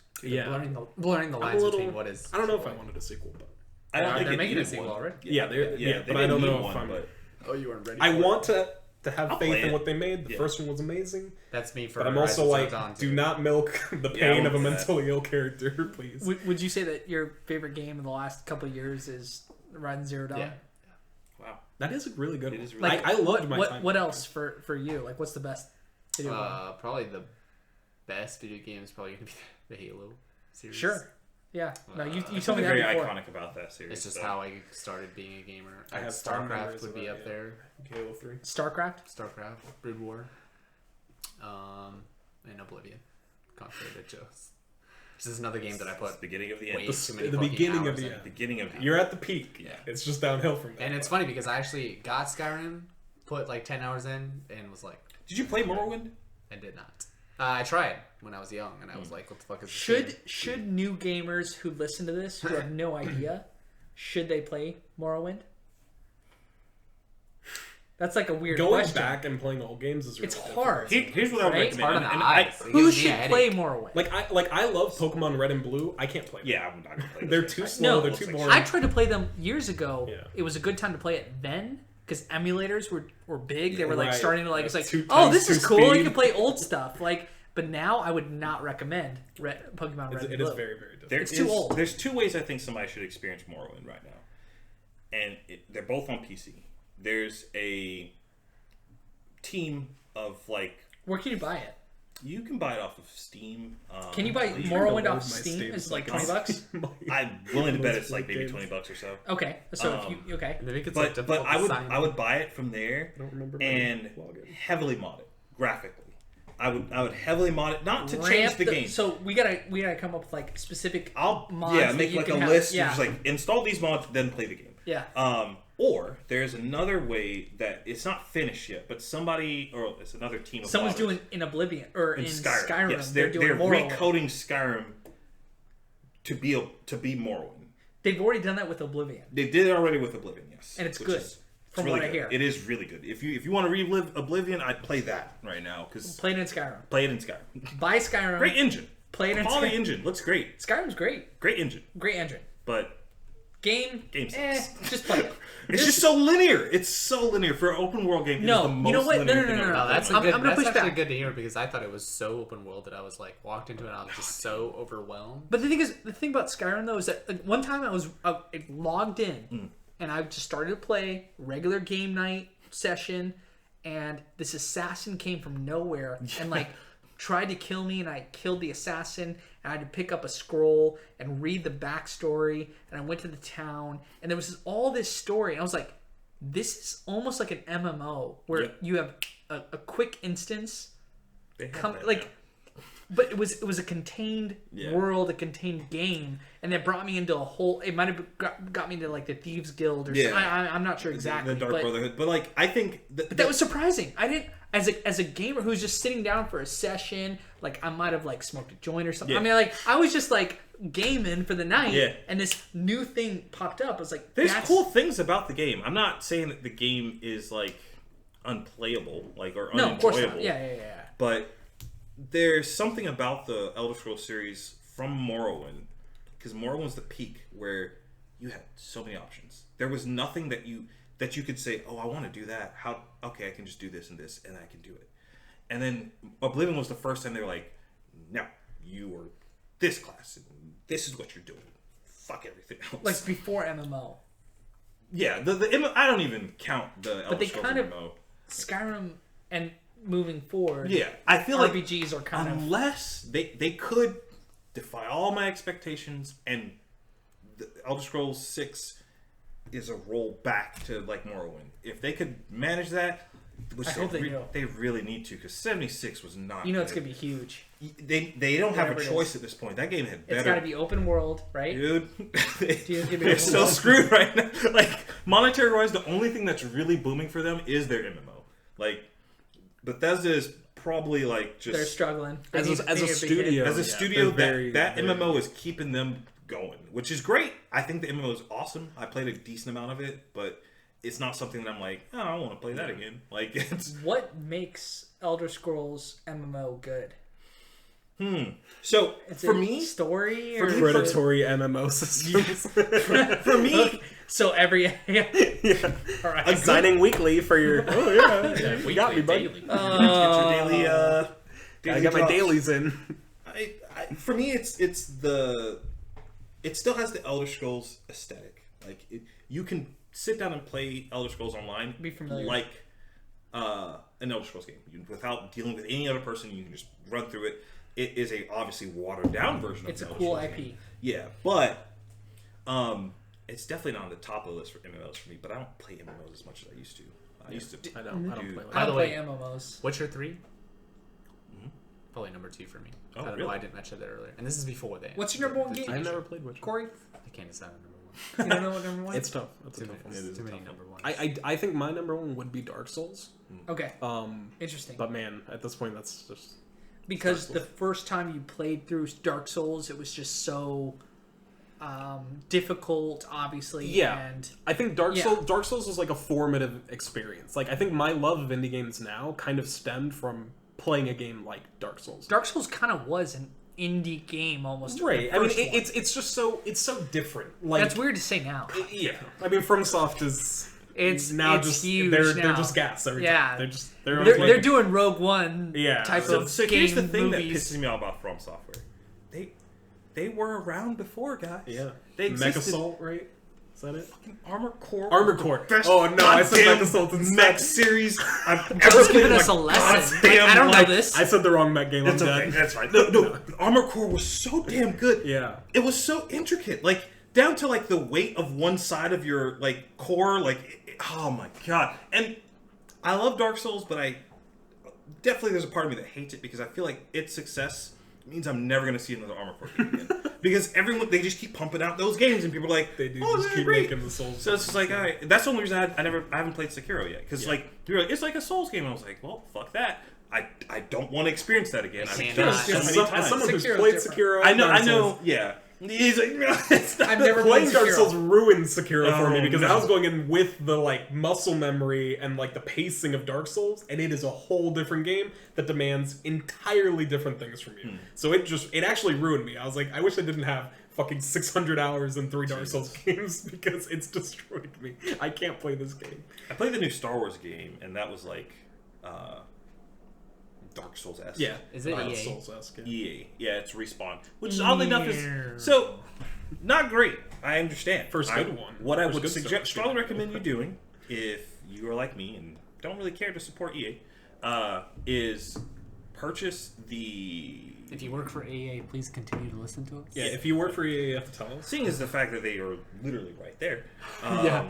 We're I shitting on thought Disney about- and they're right over there too. Yeah. I told Corey, I was like, I'm thinking about applying To EA. to EA to be part of the video game industry Yeah, so I well, can move my way I up. won't But it's say like, what I was going to say. yeah, but he was like, don't do that. They're the enemy. I was like, okay, I won't. Like, All right, well, I'm not going to say what I was... Just get the I get choose the his Battle allies Pass. for him apparently. Or not Battle Pass. The Origin Premium thing. Buy that for $15. yeah. Play through the game and then cancel the premium thing. You get the game for $15. Like it's very simple. That's what you said to do for that. That's what we call a pro gamer. Yeah. move. The only thing is they got me because I haven't finished Outer Worlds, and because I haven't finished Outer Worlds, I've never canceled the Game Pass, which is fine. There's other games in there I want to play. So they got you. They got me. They got me. The EA did not. I finished Star Wars and promptly. I complained. like, I complained to EA Origins, and they gave me 1, 2, and 3 of Mass Effect, and now I have those games because I didn't get 2. It didn't download correctly Yeah. or something. You know, like and, those games are fun. Mass Effect? Yeah. I appreciated having all of them Yeah, they're good Yeah. for series. free, of course. for Yeah, of free. course. Yeah, Appreciate Like, it. I Great paid, game to I play paid for some free. amount, but Phenomenal game to play. If you played like 2 hours, you're like, Those are definitely good ones. eh, Right there. whatever. There's worse games. They're definitely worse games. Any closing thoughts on Star Wars? The movies, What? or just in general. Whoa, what? Like, I gotta go to sleep. I Guys. guess we're. Do you want to end this? No, I'm just saying. Since we've already moved on, do we have any If we had tie-ins, any any thoughts. segues back into? I don't have The any. game is better than the movies. This, Nine- it's nine's so not- unstructured. I'm nine's not trying to great. give it a backbone. 9's not great. Not great. Not great. I can watch 2 that. out of 5. 2 out of 5 for Michael. I am hesitant to watch the next Star Wars movie. You'll pay money. The next You'll go Star Wars see I it. don't know Next. if I will. I don't know if I will. I genuinely don't think I well, will. now there's Alright. record of you saying you won't. Sure. So I'm not watching a Star Wars story in theaters. That's What is for a sure. Star Wars story? Like Rogue One Yeah. and Solo. I agree with you. Yeah. When we get the Obi-Wan movie, But the Red thing Dot, is, plane no. watch. Hey, you say that, but next time you don't have anything to look forward to for the next 2 or 3 months, and you want a movie to go see, I might dollar theater. it's gonna. I might dollar theater. I might But even play. I don't think so. I think you're gonna go pay the full price because that's what people do. Because you're gonna get an experience to talk about, even on a podcast right now, that it's just worth it for the Are you memes. Are you for going the to theaters to watch Black Widow after Endgame? right? They got the Marvel thing. Like, They got a brand. Okay, I'm so not. I barely I- go to the yeah. theaters. I'm watching that in theaters. Okay, Yeah, so I you barely don't- watch alright. movies in theaters, except, and here's where I'm just a fucking corporate shill, bro. Except Marvel, except Star Wars, I watch all That's of how they these get ya. in theaters. That's how they All get of ya. them. Because I it's for didn't the see Solo. experience. You I didn't see should. Ant-Man 2. You realize, Steven, that you Thank should. God. If you like movies, either you like directors, you should go see the indie movies. Of the course. one that, but I you went, don't. I went and watched But the you movie. don't. I watched Lady Bird. I don't know if you've ever seen that. Yeah, I Sorry. saw that ends again. Sorry. I Just blew everything. watched that movie in theaters for just You for no gave reason, your $13 and I like a cried in the fucking theater. American. I fucking cried watching that movie. Good for I had you. a genuine emotional response Good. watching a film because I was like, wait, Nobody there's no cares, but you stones paid, involved, so they- bro. they do care. There's no Infinity Stones in here. This is a real movie. I have emotion. And I watched like Isn't that nice? Doctor Strange, and they just Isn't pulled that shit nice? out of my fucking soul again. Yeah, It's kind of nice. good, That's why I like indie games. good. Does it make me feel like, hey, maybe there's people out there that have like genuine wants and Giving dreams your and- money towards people that do stuff like that is a good thing. yeah. It actually has consequences, and it proves to the studios that you should continue to do that behavior. Yeah. Have you heard of a game called The Last Night? No. Star Wars Jedi the Last Night. Okay, never mind. There is an indie game that got announced, and there's a lot of controversy around it. Who knows? No. But I like an indie game. They come out a lot now, so it's really hard to keep track of all of the ones releasing. He was talking about gems in there, it's like needle in the haystack with indie games. Like, there's just so many, and you gotta get. I mean, my life is people being like, "Have you played anything interesting?" And I'm like, "Yeah. Have you heard of X?" And they're like, "No, no, I've never heard of that." And I'm like, "Well, you should try it out. I know you won't. Yeah. Here's the pitch."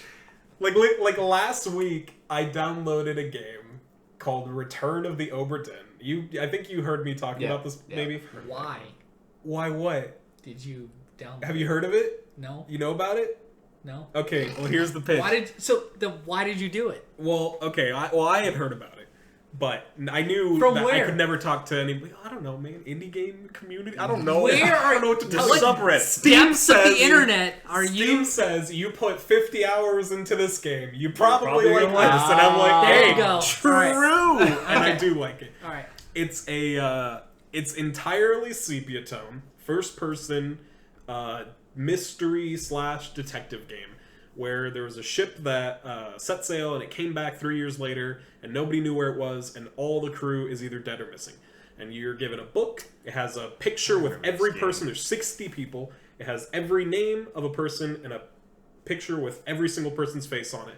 And you're told to identify every name to a face and how they died, or if they went missing, and if they were killed, who did it and how. And you have a pocket watch that shows you the moment right before someone dies. And that's all you get. And it was like one of the coolest experiences I've played. I know I've been saying that a lot, but we're just running down the greatest hits. I play a lot of shit, but we're running down the greatest hits right now. Good. And this one, it was so fucking cool. You're given like a map of the ship. You're given a bunch of like really weird like secondary information.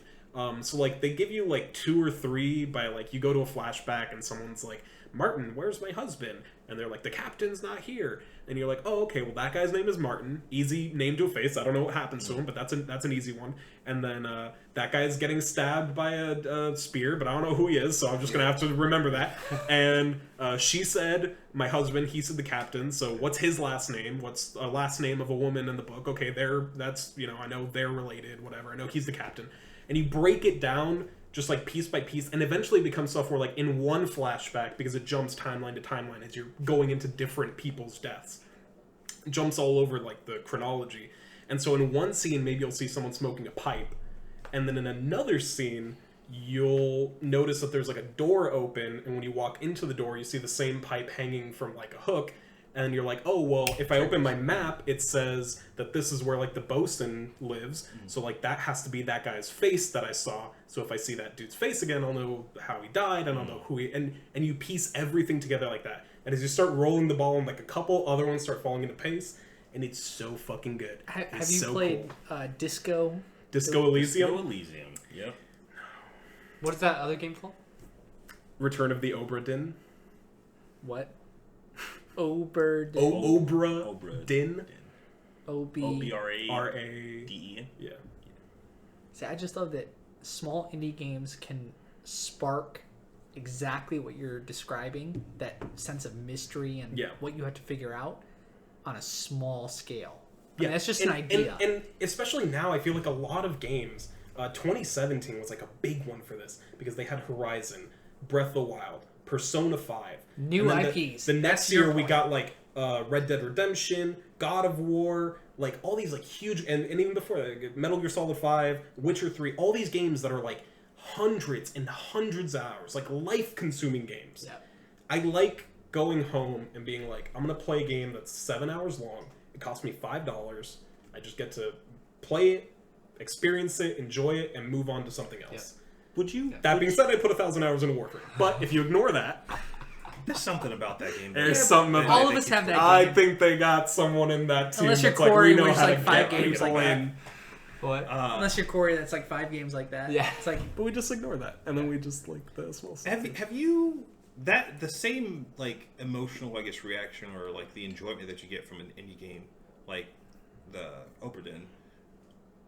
I can't recall a moment, even with the games that I enjoy that were AAA titles. I don't have that same moment. Like, I don't have that same, like, oh man, this was really cool and unique. Like, even in The Witcher, like, I played all the way through that game. It's fun. They have some really cool moments. But there's never a moment of, like, oh, cool, that's new. Yeah. It's always a lot of games are just, like, the natural... They added just onto something that... Yeah. Like, for instance, Horizon. Great game. Love it. I haven't finished yet. But I couldn't help but hit a point where I was like, and there's the Ubisoft model.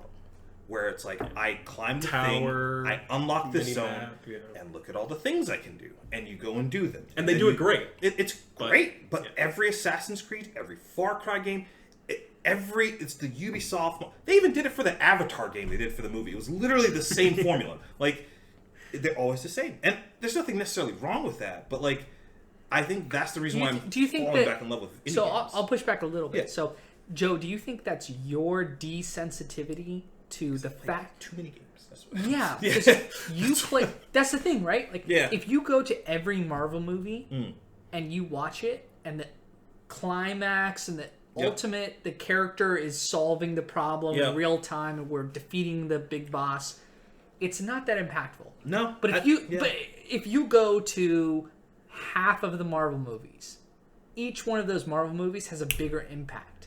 I'm sure, and so if you played less games and you just played Horizon Zero Dawn and you got to the top of the tower and this big thing happened and this big reveal happened.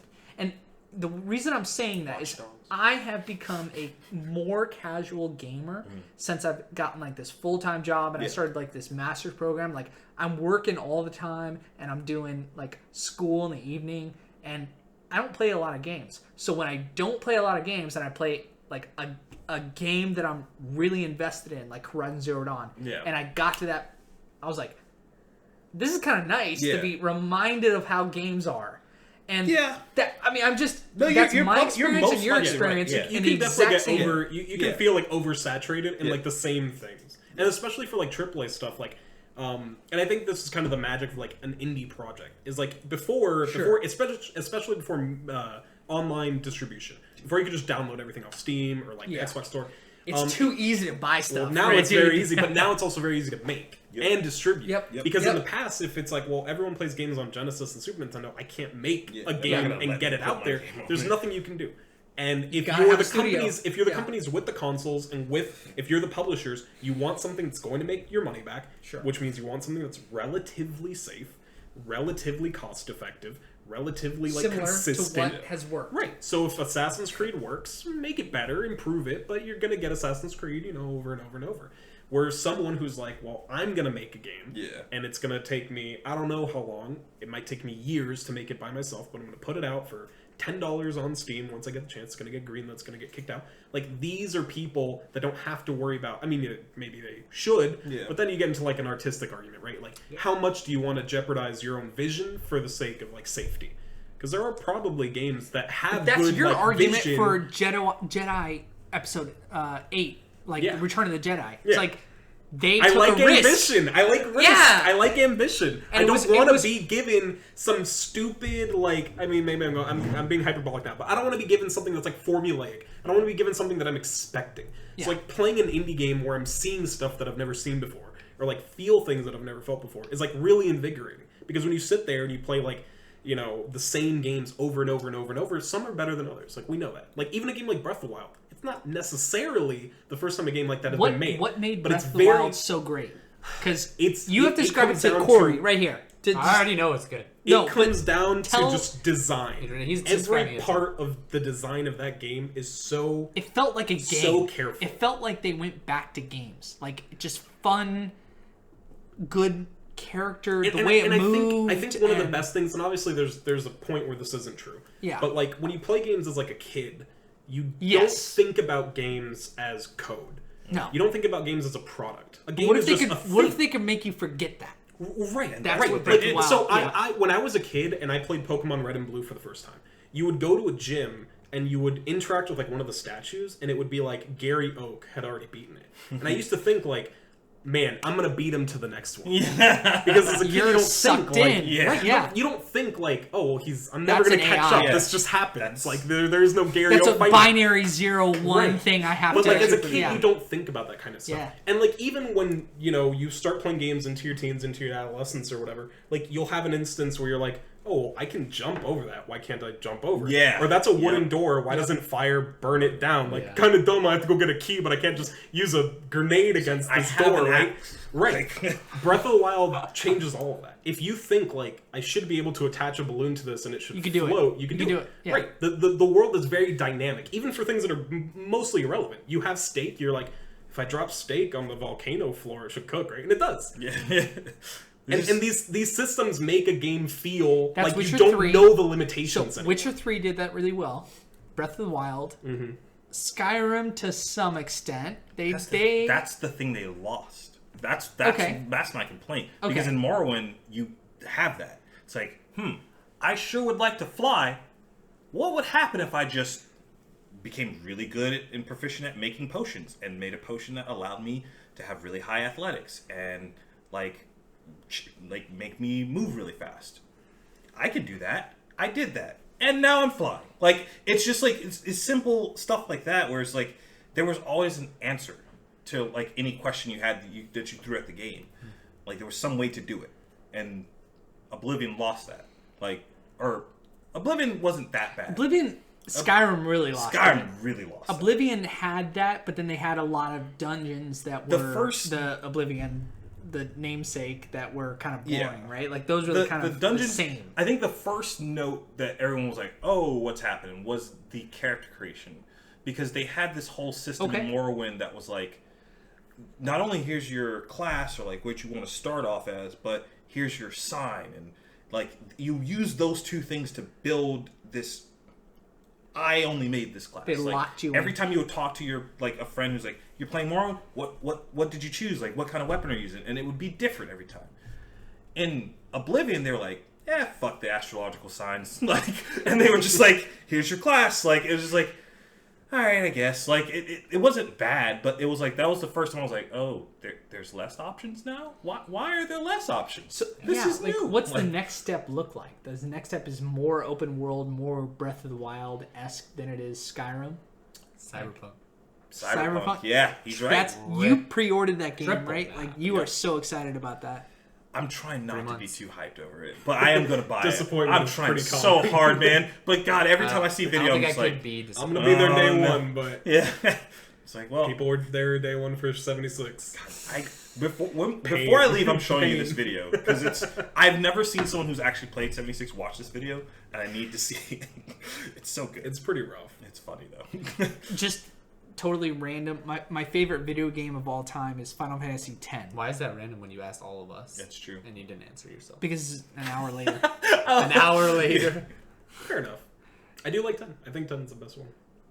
You think it's the best one? Mm-hmm. Wow. I think it's better than 7. Most people say 7. Yeah. No, I don't think so. I've never played Final Fantasy before. That's fair. I did. Why I are did you? have Here's the speaking? 4 people Yeah. on Earth that I'm don't just think kidding. 7's the best one. I do think that One's just a no I have a answer. funny story with Final Fantasy 12 because I bought 10, 12 is great. I bought 10-2 thinking it was 12. Ooh. And Rip. The only to Roman get home. numerals really got you. Yeah, they got me. I was a little kid. I remember going. Some in, advertisement I bought told you Books that. A Million for some reason. I don't know why they had games, but like I went in there. I was like, "This is gonna be dope." Sat down. And I was like, "Why am I Whoops. playing dress up? What's happening right now?" Did you like it though? Like, I mean, on another level, did you like it? I don't think I because I did. liked it on another 10-2? level. 10-2? Yeah, It's a game. dude, It's a game. You give that to a has 13-year-old visuals. boy. It has He visuals. loves it. Like It has visuals. For sure. Has the visuals. visuals, the It does graphics. have Yeah. the graphics. It's The a lot content. of... Yep. Yeah. What do they call it? What, Lot of fan plot. service Yeah. is the term for that. Give a quick Google to Just a lot of Yeah. short skirts, Yeah. not a lot of content. Somebody's Fantasy singing 10-2. and doing a concert for no apparent reason. Yep. Yeah. Yep. I also Great. think... Great. I think Great. Breath of the Wild... Good game. Breath of the Wild's like the inverse of the Ubisoft effect. Instead of giving you a map where it fills out and it floods you with tasks, you are naturally guided by the towers to want to explore them, and when you get there, there's nothing on screen. They not only do they not give you any like symbols of like, oh, you have to go to these points, but they give you this. It's kind of like an up and down exploration system. I've never like actually put this into words. Yeah. But you start the game obviously on the ground.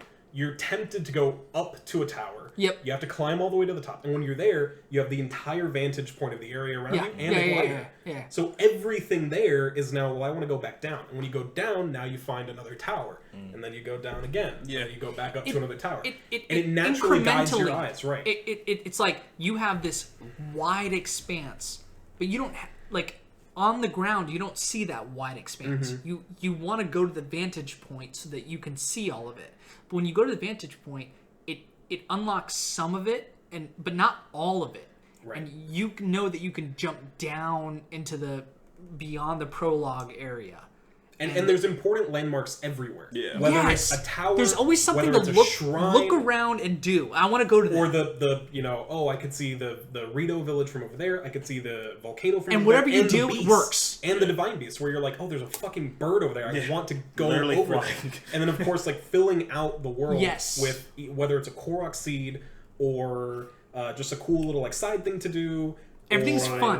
Or that's the shrines. Thing. Another thing is everything's fun, and you always feel engaged. You feel like discovery is worth doing, or it's worth going out and exploring.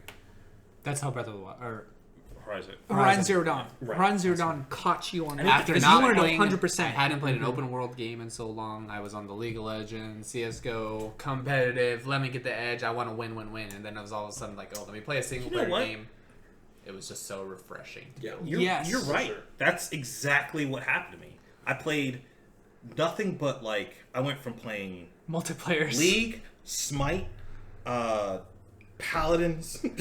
Like, hey, I played Paladins. Dude, Paladins is fun. I played Paladins. That's a good game. It's not a bad game. It's not. It's a little worse. It's not gonna make it. It's Overwatch. They changed some stuff. It's Overwatch. It's not though. It was. But like, it's bad now. I sat down and played like every competitive game, like Apex when that came out, I grinded the crap out of that game. And then I had a moment where I was like, God damn it! I just bought Call of Duty. This is not as fun as I want to be. It is miserable. Like I'm not having fun. And then I got Pray for the Gods, and I was like, this is phenomenal. Like it's so good. I'm very excited to get that. So good. Like, did you guys play? What is it called? Gray made me think of it. What made you it's think like a space horror game, like a Dead Space? Dead Space, Alien Isolation. No, it's a space horror game like Dead Space. It's got like one word title, and there you like see like Control. Pray. Did you play Pray? No. I have it on Game Pass. I'm upset. I play it eventually. Huge library of games. Very large library of games, and it's perfect for someone like me who loves like really weird, random, esoteric shit. Because I'll look through the Game Pass and I'll notice like Tacoma before something like Shadow of War. And I'm like, oh, Tacoma, nice, whoa. Yeah, it's good. Prey. I hate Prey because of the trailer thing. I wanted the Prey that was supposed to come out, not the Prey that we got. Yeah. I don't know if you saw. I haven't played it yet, but I thought. Did you through watching the trailer? I thought it was going to be a good game. You're telling me now, no. No. There's Prey 2. Prey 1 and 2 exists. Those are two games that were made a long time ago. Right.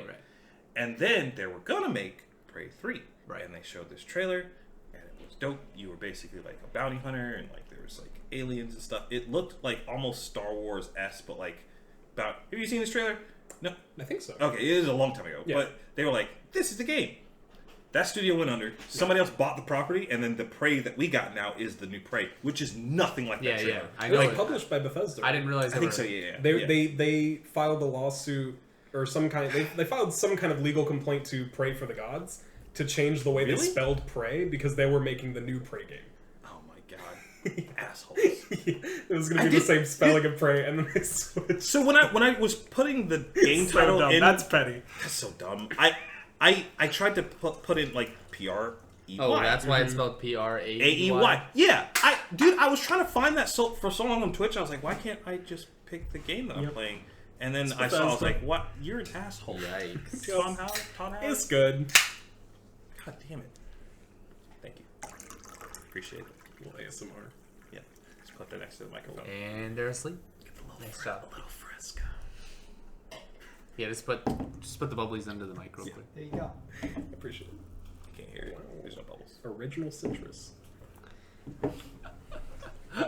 Very refreshing. Yeah, I the like games. a good game, man. I like a good video. We should all make. Have you guys all seen The Witcher?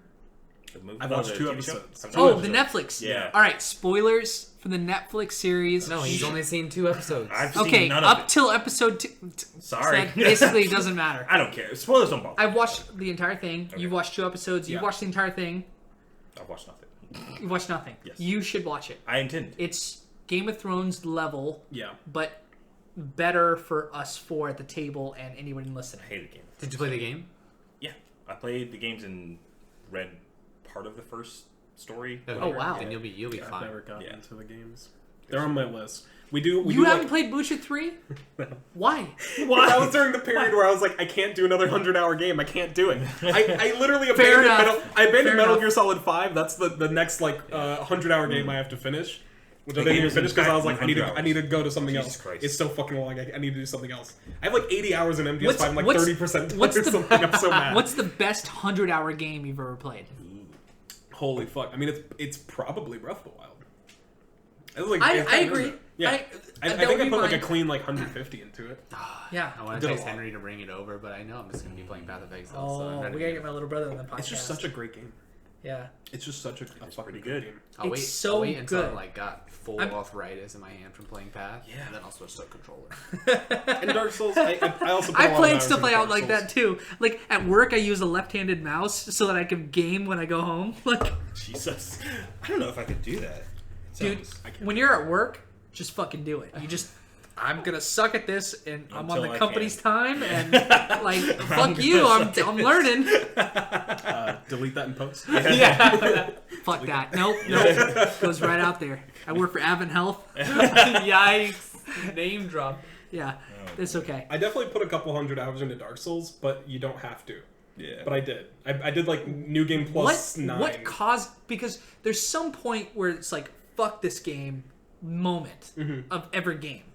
Yeah. What do you just mean? wanna Dark quit. Soul, Well, like, you want to quit or you want to? yeah, you're just like, you're playing and you're having fun, and then you go, fuck this game. That threshold, like, whatever that is. That threshold is a high variable for most people, I'd say. Everybody has that for League, No, I mean, Oh, I like, get it. most right? people. You how, do? You have to, well, I never even played League. How you approach I the don't game. want to. Yeah, I don't want to. Man, Leave. Yeah.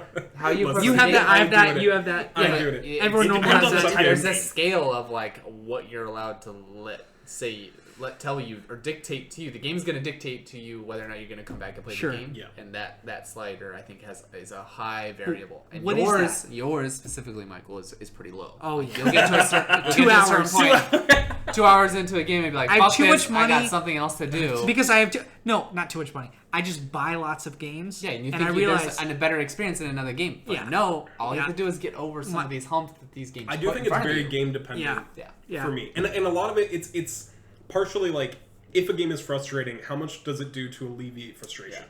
So like Super Meat Boy or like Celeste, when you die, you instantly respawn.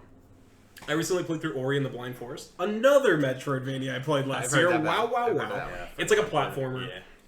And that game has a lot of sequences where when you die, not only do it respawn instantly, but it doesn't reset the music. So death doesn't feel like restarting. You're just like, oh, I tried it.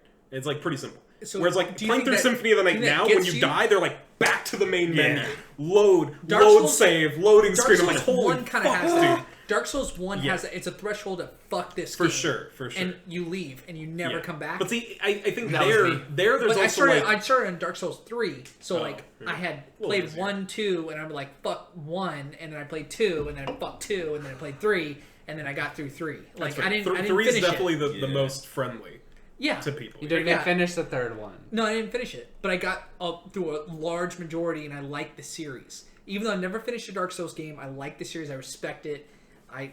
For all the reasons that it's the mysteriousness of it. Yeah. My vote every time it comes up, which is very infrequently, but you know, You're on people are podcast, bro. What's the best boss fight of Sure. all time? Yeah. Ooh. Last boss of Dark Souls 1. Okay. Interesting. Lord Gwyn of Dark Souls 1 is my favorite boss fight, and I will admit it's almost counterintuitive to me because it's mechanically very simple, and I like. What do you like about it? I think so. It got these two thinking. This is gonna be like a thing, but playing Shadow of the Colossus for the first time, which like we mentioned it earlier. That was like the first time that I kind of like had to think about what a video game was. Yeah. Where video games weren't just away. Yeah, the they first weren't time just you played Mario Kart Double were, Dash and Yoshi's game was Cookie so good. and Pac-Man. Like But that a was game fun can too. be, But that was those also are cool. fun. But they don't make me like sit back and think about like the experience. When of I played having. Shadow of They're the Colossus, I had to like pause, like because I didn't beat it the first time, and like when I died, I almost had to pause it and just be like, "Holy shit!" Like you got to take it in. That it ramps it up. Like when you're watching a movie and you're in the story and it's contained, but then they bring an element that's like way like on another level. That's what Shadow of the Colossus was for every single boss fight, which And all it is that- a boss fight. like, You guys that have game- to play Pray for the Gods. Okay, I'm going to. so I goddamn promise I good. will. I promise I will. But Shadow of the Colossus, like, I mean, you do like a fucking, takes it to you another do level. a goddamn research paper on that game. Yeah. It's amazing. But right. that was one of the games where I was like, you know, I had like a very intense response personally about being like, oh, well, like games can give you like It's art. crazy different It's experiences. art. Right. Not to be like Absolutely. that. Not to be that guy. Right. But yeah, It's art. it's the first What do you time mean? where you're like a game. Yeah. You're not a this guy. game can be It art. just is art. Well, Listen, listen, people. Fuck you, it's art. Listen, you know, sometimes you get the our video games art lol guys. Fuck them, it's art. But it's true. Fuck you, it's art. Shadow of the Colossus was the first time that I'm like, games can absolutely be an art form, and it's not even a question anymore. Dark Souls, the final fight in Dark Souls 1, or like you were mentioning earlier, like when are you waiting for this moment where like something happens and you feel like you're finally like doing something again for the first time? I don't know if you spoilers. No. Do you care about spoilers? Well, for what? For what? For Dark Souls 1. Oh, No, I was nobody like, cares. okay. Nobody cares. That's Old fine. game. That's fine. Go. So just let me go thought off you and were you're gonna like, we don't give a shit, but you talk. I thought you were gonna do Shadows. I was like, nope. No, Nope. no, that's fine. Shadow of the Colossus, you can't spoil Pretty that simple. game. Oh, okay. Yeah, you can. The story, the ending absolutely. Yeah, the ending is you spoilable could- as hell. You can't spoil 99% of that game, but you can spoil Yeah. the end. The end. I mean, just, okay. I wouldn't. If you could spoil it with me right now. I wouldn't remember. It literally only came out 16 years ago. Now is not the time to talk about it. But when Dark Souls 1... Do you think anyone just something clicked close. away, like just now? Yeah, just like It's like, nope, I'm not today. Like, not getting this shit. When Dark Souls 1 starts, they give you this story about, like, Lord Gwyn, how he started the Age of Sunlight, killed all the dragons, found the Lord Souls, ruled over as, like, the gods of the world or whatever, and it gives you the basic setup. yeah. And that is, like, a very simple fantasy premise that most people just, like, hear and just run with. Lord Gwyn is the villain.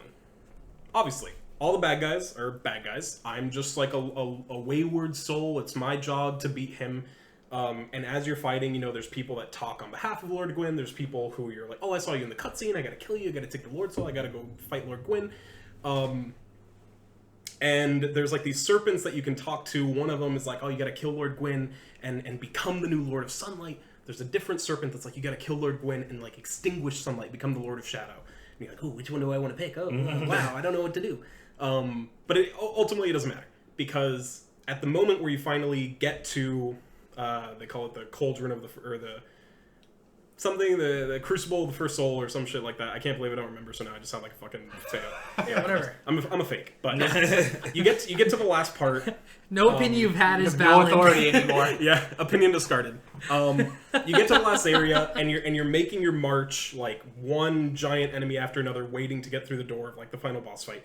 And you're like, yeah, like I'm finally gonna get to like fight Gwyn and like kill him, and it's gonna be awesome. And like in the cutscene, he's like a fucking buff, like just beefy, just yoked god dude, shooting lightning bolts, killing dragons in one hit, like insane.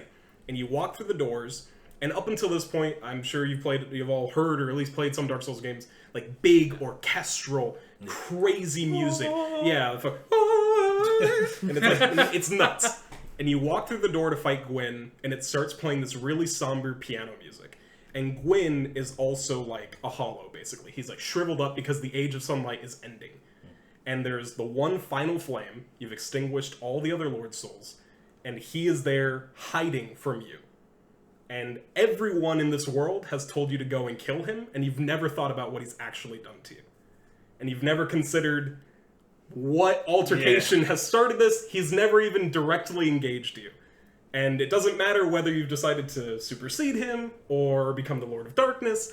You're there to kill him, and he's just trying to hold on to like the last grasp of his life. And it's such an impactful moment. The villain that you're fighting is actually a victim in and of himself, and he's a victim of this process too. Yeah, and you never really consider it until this moment. And again, the music is what like sells it for me. That's so much like they're actually adding a backstory. They've thought of it. They're not just, and that's.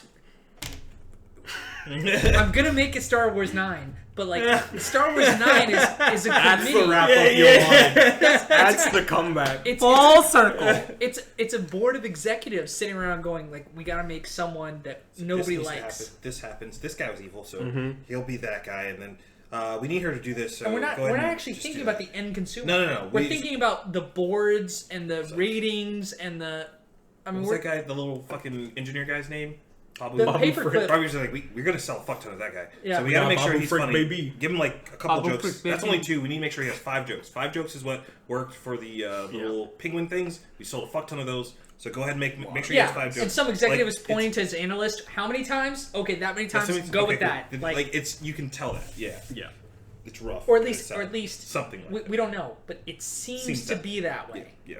And that's the point. Is it seems like a community movie. It doesn't seem like a real movie. Like from a real like one singular director. It seems like a guy who can wrap some stuff up. Yeah. J.J. Abrams. You know, who else would you ask to end the series for you? You've watched all the Mandalorian? No, I've watched zero. None. All right, so maybe maybe we'll all get back together. I'm not gonna watch it. I mean, You're not going to watch it? What? I mean, I will if it's available to me and it's easy. Doesn't your mom have Disney Plus? If that's true, I will watch it. Text her, right? All right, Corey, text my mom and come back to me. Choice words. Choice words. Yeah. Does the Mandalorian count? Does it? It's canon. It is canon. There are comics, What is canon? comics, games, books. That's true. That are all This canon. is right. The new game Like, is everything's apparently canon. canon as The new well. game is Remember canon. they used to have like you did Wikipedia at one point in your life. Yes. Oh shit! Never mind. No. Wikipedia?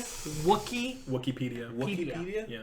This is a Star Wars Wikipedia. Listen, it's the best knockoff name for Wikipedia that any fan site has ever made. I agree with that. Jesus Christ. So 100%. it outlines there's levels of canon. And there's like literally it's like Lucas level is number 1. Okay, it's what the movies are. Okay. then there's EA That's for 2, normies. EA 3, EA 4. I don't know the exact terminology, but it's like the point is they have levels of what is canon, and if you're 4, you can be superseded. Here's what I say to that. There are some things that are canon and other things that are not. Well, all of it's not canon anymore. That's unacceptable. Yeah. It's like you don't understand. There's levels. The new game is canon. Yeah. There are comics that are canon that they're making right now. But what does that mean if they? I don't mean, know. I actually hate this when Yeah, I talk about I the Star agree. Wars Like, movies this is with fucking people. stupid. When I talk about the Star Wars movies with people, and I'm like, wow, in Episode 9, there's this part where it kind of sounds like the general dude that like kills Hux. Like he says something about the old war. Like, is this like a reincarnation of fucking Grand Moff Tarkin? What the fuck is going on? And someone was like, no, dumbass. In the comic, they explain him. And I'm like, who the fuck is talking about the comic, bro? I'm watching a movie. Why should you be like, oh, you want to see Episode 9? Get on the comics. Read issues 1 through 12 of fucking stuff. No, bro. I just want to watch the film and understand if you're Marvel, that's okay. Yeah. Because Marvel is based on comic books. There's some You know, level. I'll have to give it to him on that. I don't but think so. yeah, They're none allowed of to us have know. comics for their yeah. movies. I don't think so. I think if I'm sitting down and watching a movie, if it intends on being a trilogy or a series of movies, sure, by all means, leave holes from yourself to fill later on. But if it's not, if you're just showing me a story, show me the goddamn story. Yeah. Sure. I don't want to have to like go somewhere else to find out. Oh, but What happened it's like, to? At least for stuff that matters. Yeah, Like at if the it- very yeah. least. This is not show anime. me the story. This is like Yeah. top level movies. This Yeah. is not anime. This is not like even The Witcher on Netflix. Yeah. It's like you can go do your own digging. Like Yeah. But the thing is, with the games anyway, they're contained.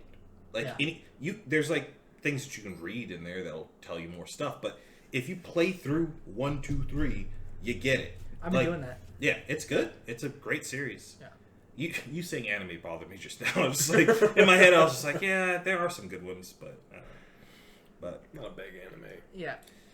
Yeah, I went over to a friend of mine's house the other day just to hang out, and on his giant screen, they were watching this anime that I had not seen before, and it was very weird to be sitting there watching that with other people, because I was just like, yeah, so we're not going to talk about the, like, obviously underage looking chick and shits that are, I'm like, a lot of anime too. Yeah, I was like, what are we doing, guys? Like, what? I was like, you have a HTC Vive. Why am I not playing Beat Saber? I'm going to do that right now. I'm doing that. That was before you got here. Wait till they take up the VR anime game. I had that experience before you did. I know like, exactly what and who you're doing. The thing is, I like anime. I have no problem with it. But it was just... All of us like anime. Huh? All of us. Okay, good. Okay. Here, I assume. You know what? Hot take, anime is media. Some of it's good, some of it's bad. Just like... So you like anime. I don't want to be radical, but like... The fact you Some didn't shit say sounds good. what is anime is like good. Just ready for me to be like, fuck that weeb shit. Sometimes I do that to Corey. Yeah. I'm like, Corey, explain your weeb point of view. I brought home Dragon Ball. He's like, what the fuck is this?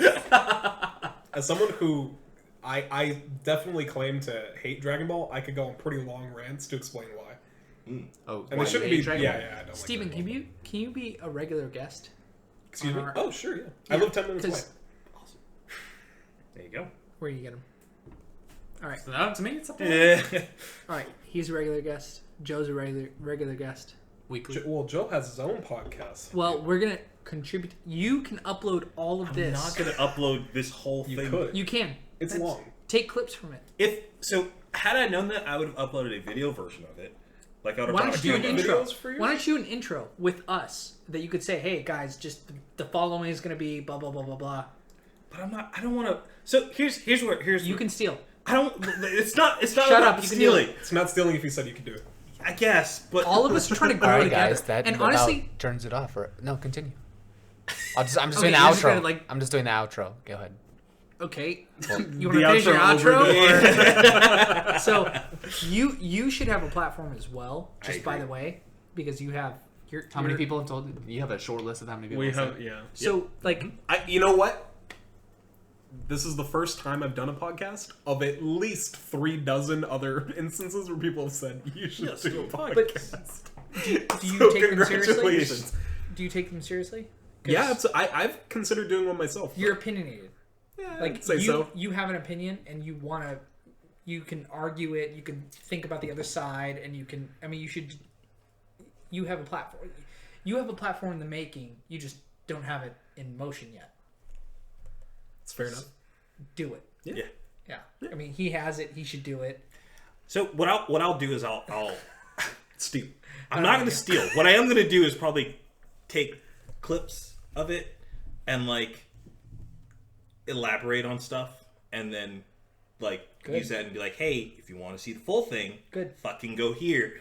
Like, but I don't want to upload the whole. You. No, this is your podcast. I don't want to. I don't want to. Can we come on yours? Sure. And have a similar-esque discussion.